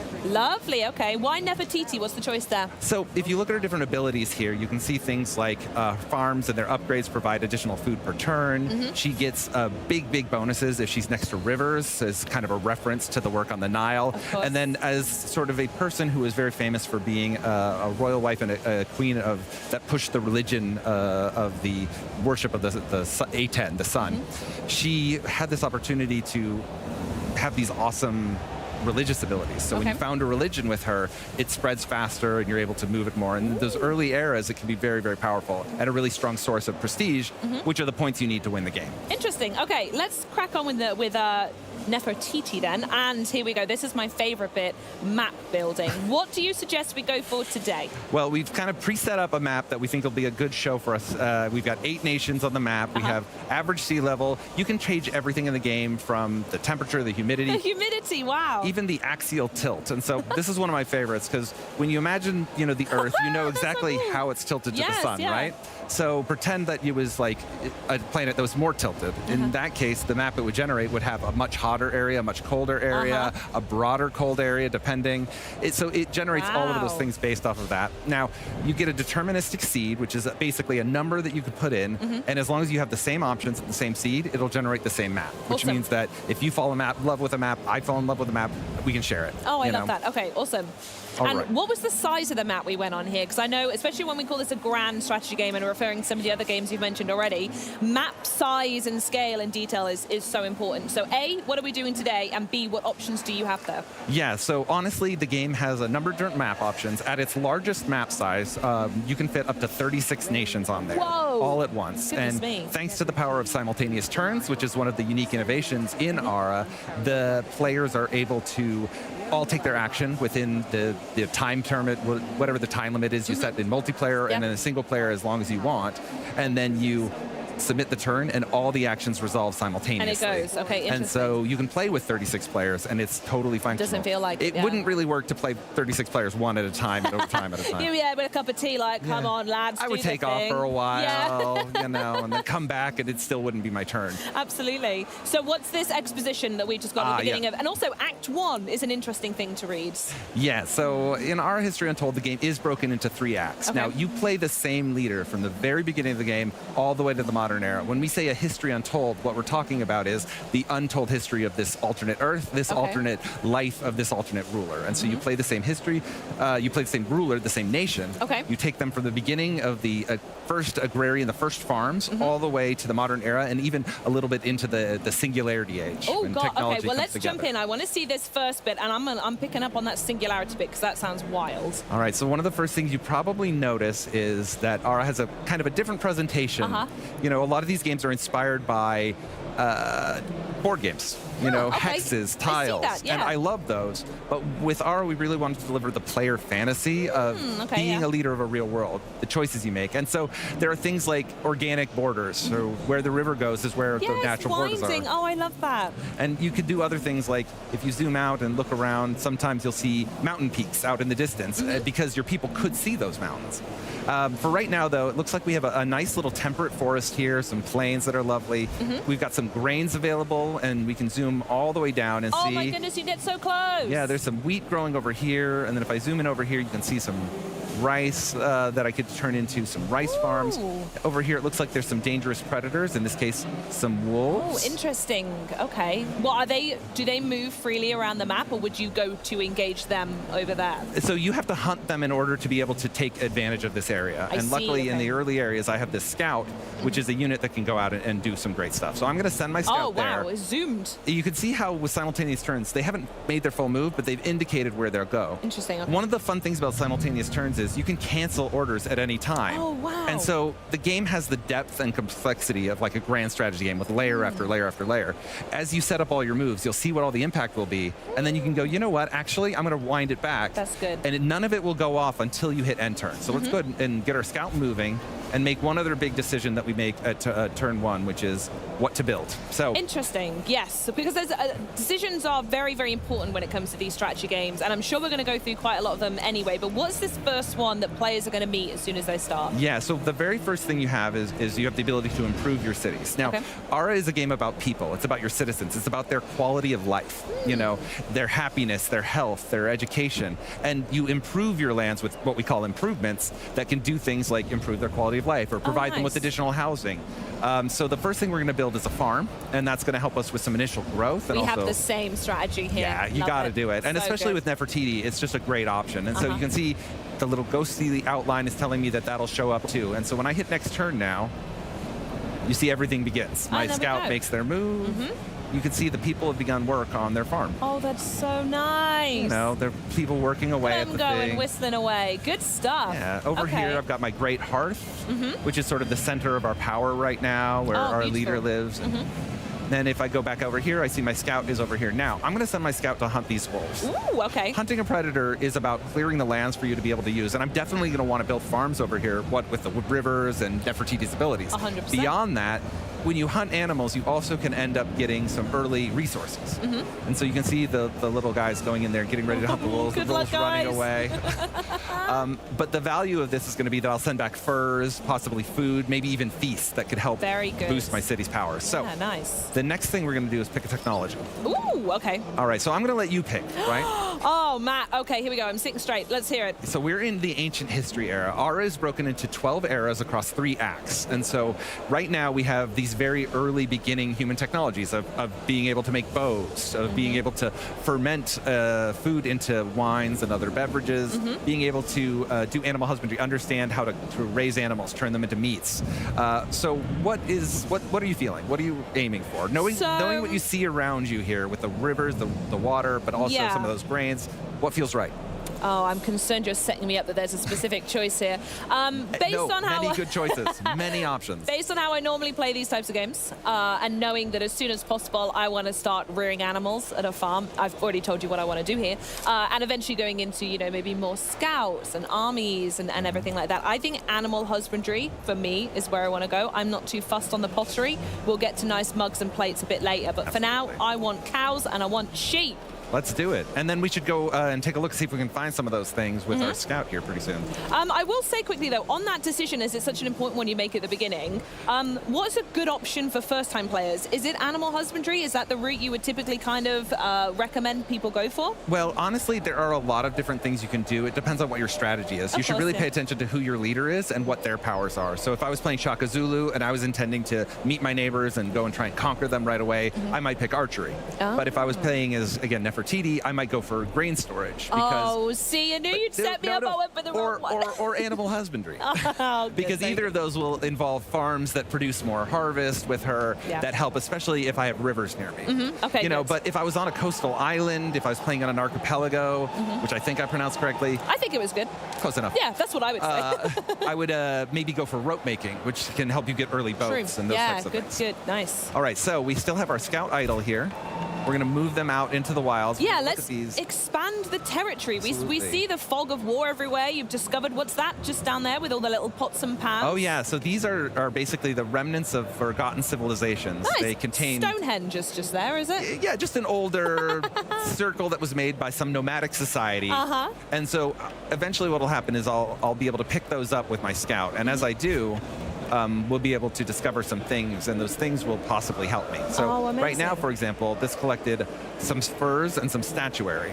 And so now we're going to go ahead and take this stuff. Now, one of the big differentiators for Ara is that it's taken the complexity of a crafting system, but really stretched it out over 12 acts, over the entirety of human history. And so at any given time, you can build these things that you can use as amenities in your cities. For example, because I found some statuary, I can take those old statues, I can put them in my city, and for 10 turns, I'll have additional prosperity. Nice. And if I had any culture improvements, like say a library or more like a museum or something, or an artisan studio making those pots and pans, there we go. They would get a bonus as well from the being inspired by the beautiful statues. So I'm definitely going to put that now, and it's going to, you can see it's going to raise the quality of life of my citizens, and then I'm going to continue to build. Now, I'm also going to go ahead and money talks, right? It does indeed, Matt. Yeah, so you can always get more wealth, and if you get more wealth, you can use it a bunch of different ways. Yeah. One of the ways is you can rush production. I can throw money at the problem. So you can prioritize things in the heat of battle if Exactly. something's going on and you need it. You need it, absolutely. Ooh, okay. Now, you might notice these cougars over here. Oh. Pumas, bearcats, Yeah. all names for the same animal. But they are here. Mountain lions, that's another one. There's another one, nice. It's the animal with the most names. I don't know if you know that, but it actually is. I never thought of it that way. Weird, but it's true. So I can take them and hunt those, but I'm not gonna because they're a little more dangerous. It'll take me 2 hunts, and I'll be at danger 4, and I could really lose a lot of health. So, like we said, we're gonna go look for some friendly animals. Let's go find some sheeps. Let's go find something a little safer. The thing I've also found quite interesting is you haven't met any other people yet, and you said this is a small map size. Yeah, right? so even on a small map size, there are quite a number of regions. There's a lot to no explore. Pressure or instant sort of heat that someone's right next to you and you're fighting for resources. Not necessarily. Is that intentional? There is a bit of an intention to give people a little bit of space at the beginning, but honestly, you can set the game up in so many ways. There's so many options with map generation. You can make a tiny map where everyone is clustered together. You can create it so there's very little land or only a single continent, all of these different things. So in this one, this is a map style that really benefits that. And if you zoom in here, you can see our farm. Wow. When you build improvements in Aura, they sort of expand to take the space you give them. So this is a farm that's been built out here. You see the little scarecrow. Let's say how people working. aesthetically it's just set that up. As someone who meticulously spends a lot of time in every game making things look nice, it's got little paths, it fits to the borders, it's lovely. One of my favorite ways to honestly play is when I'm building a farm. The reason I chose this region is because I like big farms. I like them to stretch out, and I know I'm going to build a farm here with this grain. Of course. I want to make sort of a agrarian district along the coast here, so there'll be a bunch of beautiful coastal farms, and then over here will be like my city center. You can kind of play the game almost as a sandbox at the lower difficulty settings and really just build, the nation of your dreams. And I suppose the most important question is, what's all this worth? What is the end of the game to conquer and wipe everyone off the map, or is it to have the most farms and to have killed the most cougars? I know you mentioned the singularity, but what is that point? What are you trying to do along the way? It's a totally valid question. It's really good. To win an Aura History Untold, your goal is simply to become the most prestigious nation on the planet. You want to earn the most prestige. You want to be a nation that is known to the ends of time and that everybody will learn about and talk about all the way throughout history. So you can earn prestige many different ways. Everything you do has some form of an impact. For example, right now, most of the prestige I've earned is from the quality of life of my citizens. I've been providing them good goods, I've been farming, making sure they have enough food and everything, and because of that, I've been slowly earning prestige over time. When I was to create a religion, the more my religion spreads, the more I empower the religion by having more powers, which are called verses in the game, which give you new abilities. The more of those that I have, and the more that I can convert other nations to my religion, the more prestige I would gain from that. And you can do it through military, you can do it through commerce, and I love the idea that there's someone making notes going, I'll give you a point for that. That was a good decision. Yeah, you can have this prestige. Yeah, you can have this. You're a little bit more well known now. One of my favorite things about the prestige system is you can pivot over time. In the first act with Nefertiti, maybe I'll work really hard on spreading my religion, but then maybe in the middle eras, in the early medieval ages or something, I'll rush iron and rush into swordsmen and rush into knights and try to do some conquering. And then as I get into the third act, maybe I'll start producing masterpieces. Oh, okay. But you can do all of these things, and then you end up in this stack with the other societies. You can see. You can constantly see where you're stacking. Absolutely, Interesting. and you can understand how you're earning prestige and where it's coming from, and how you maybe could be doing better. One of the other innovations. Forgettable. Very sad. Oh my! If Very I ever find myself there, I think I would cry. Well. You wouldn't have to cry for long because at the end... I can boot up a new go and start again. Always. But also at the end of every act, the forgettable nations are actually culled from the game.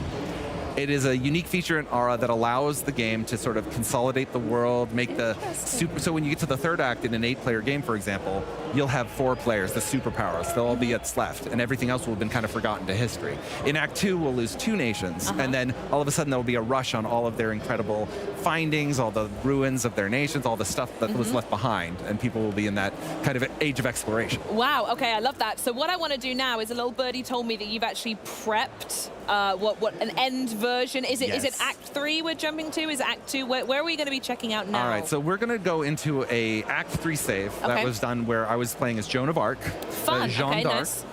who is plays as one of the rulers of France in the game. In the game, they can have multiple rulers of different nations. So, with launch, we're launching with Otto von Bismarck to rule Germany, of course, because we're here at Gamescom.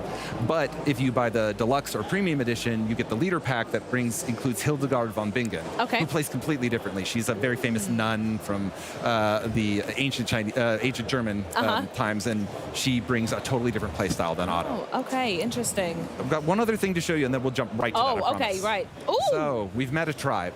This is, okay, an event, nice. Yeah, so in tribes, when you meet these tribes, you find them out in the wild. They are these small nations that are named after whatever the region is. So they're sort of inspired by real tribes, but there aren't any actual real individual tribes. They're just made up for that.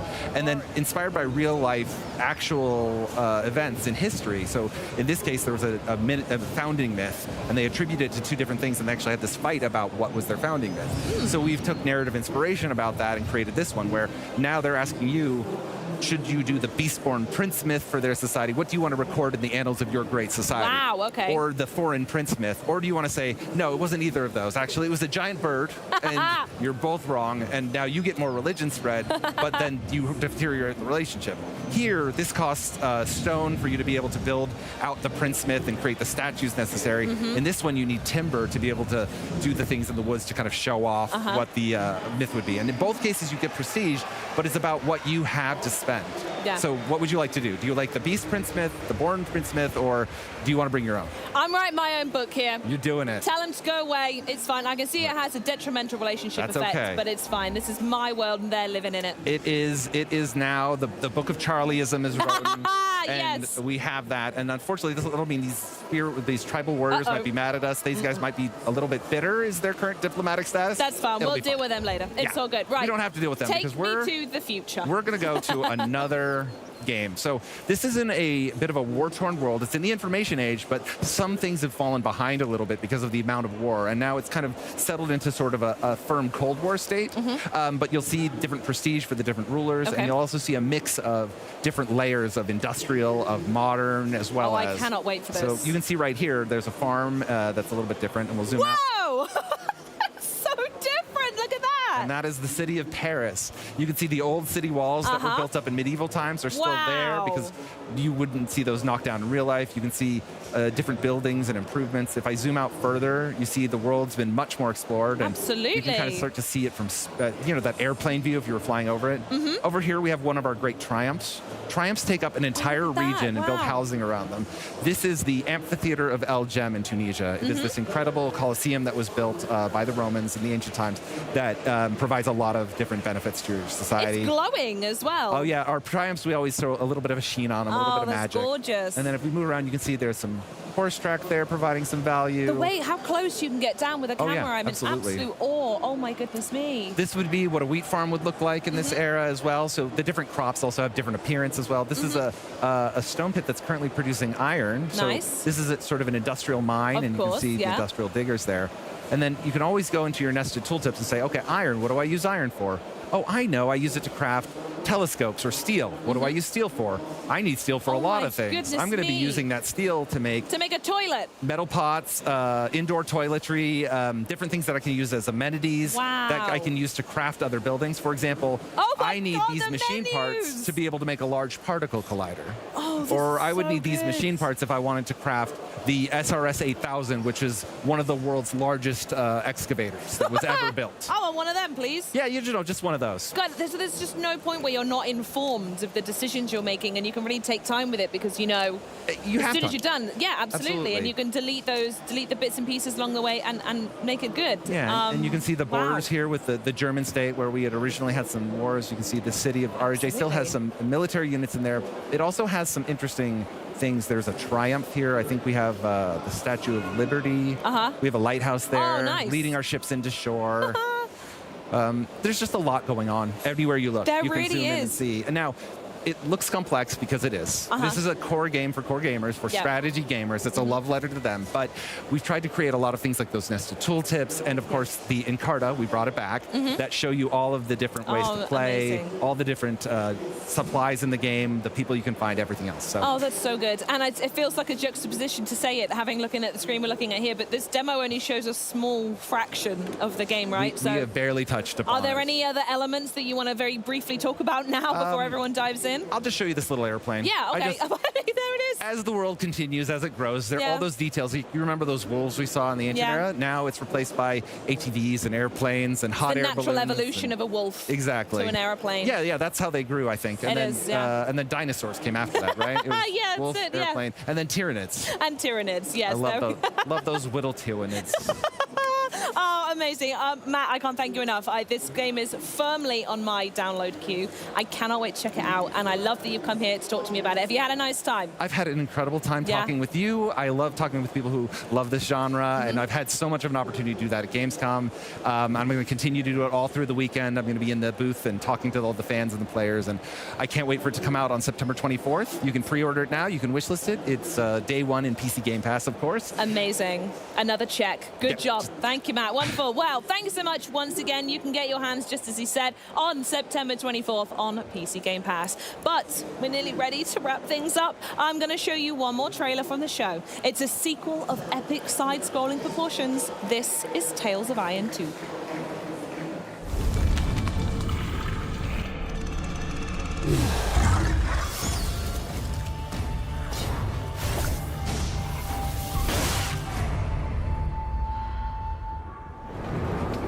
Our world was not ready for their cruelty, their barbarity.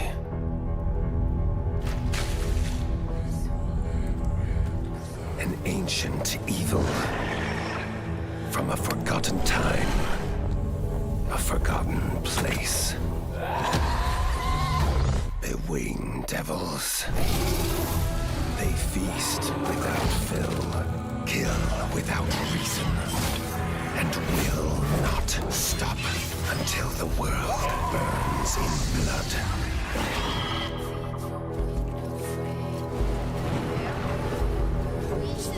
Fight fire with fire, they say, but one rat can brave the blaze. Wield the flame with a bloodlust even greater than their own. Tales of Iron 2, Whiskers of Winter. Oh, just so many great interviews on this stage the last 3 days. We've just had a blast, haven't we? It's been so good, Bex. And remember, with Xbox Game Pass and Game Pass for PC, you can get new games on day one like Call of Duty Black Ops 6 on October 25th, play some of the biggest games of the year, and unlock partner benefits from Riot Games and EA Play. If you are not already a Game Pass member, join now and get your first month of PC Game Pass for $1 or €1. This offer is not going to last long though, so you need to act now. So until next time, thank you so much for watching und auf Wiedersehen! Auf Wiedersehen!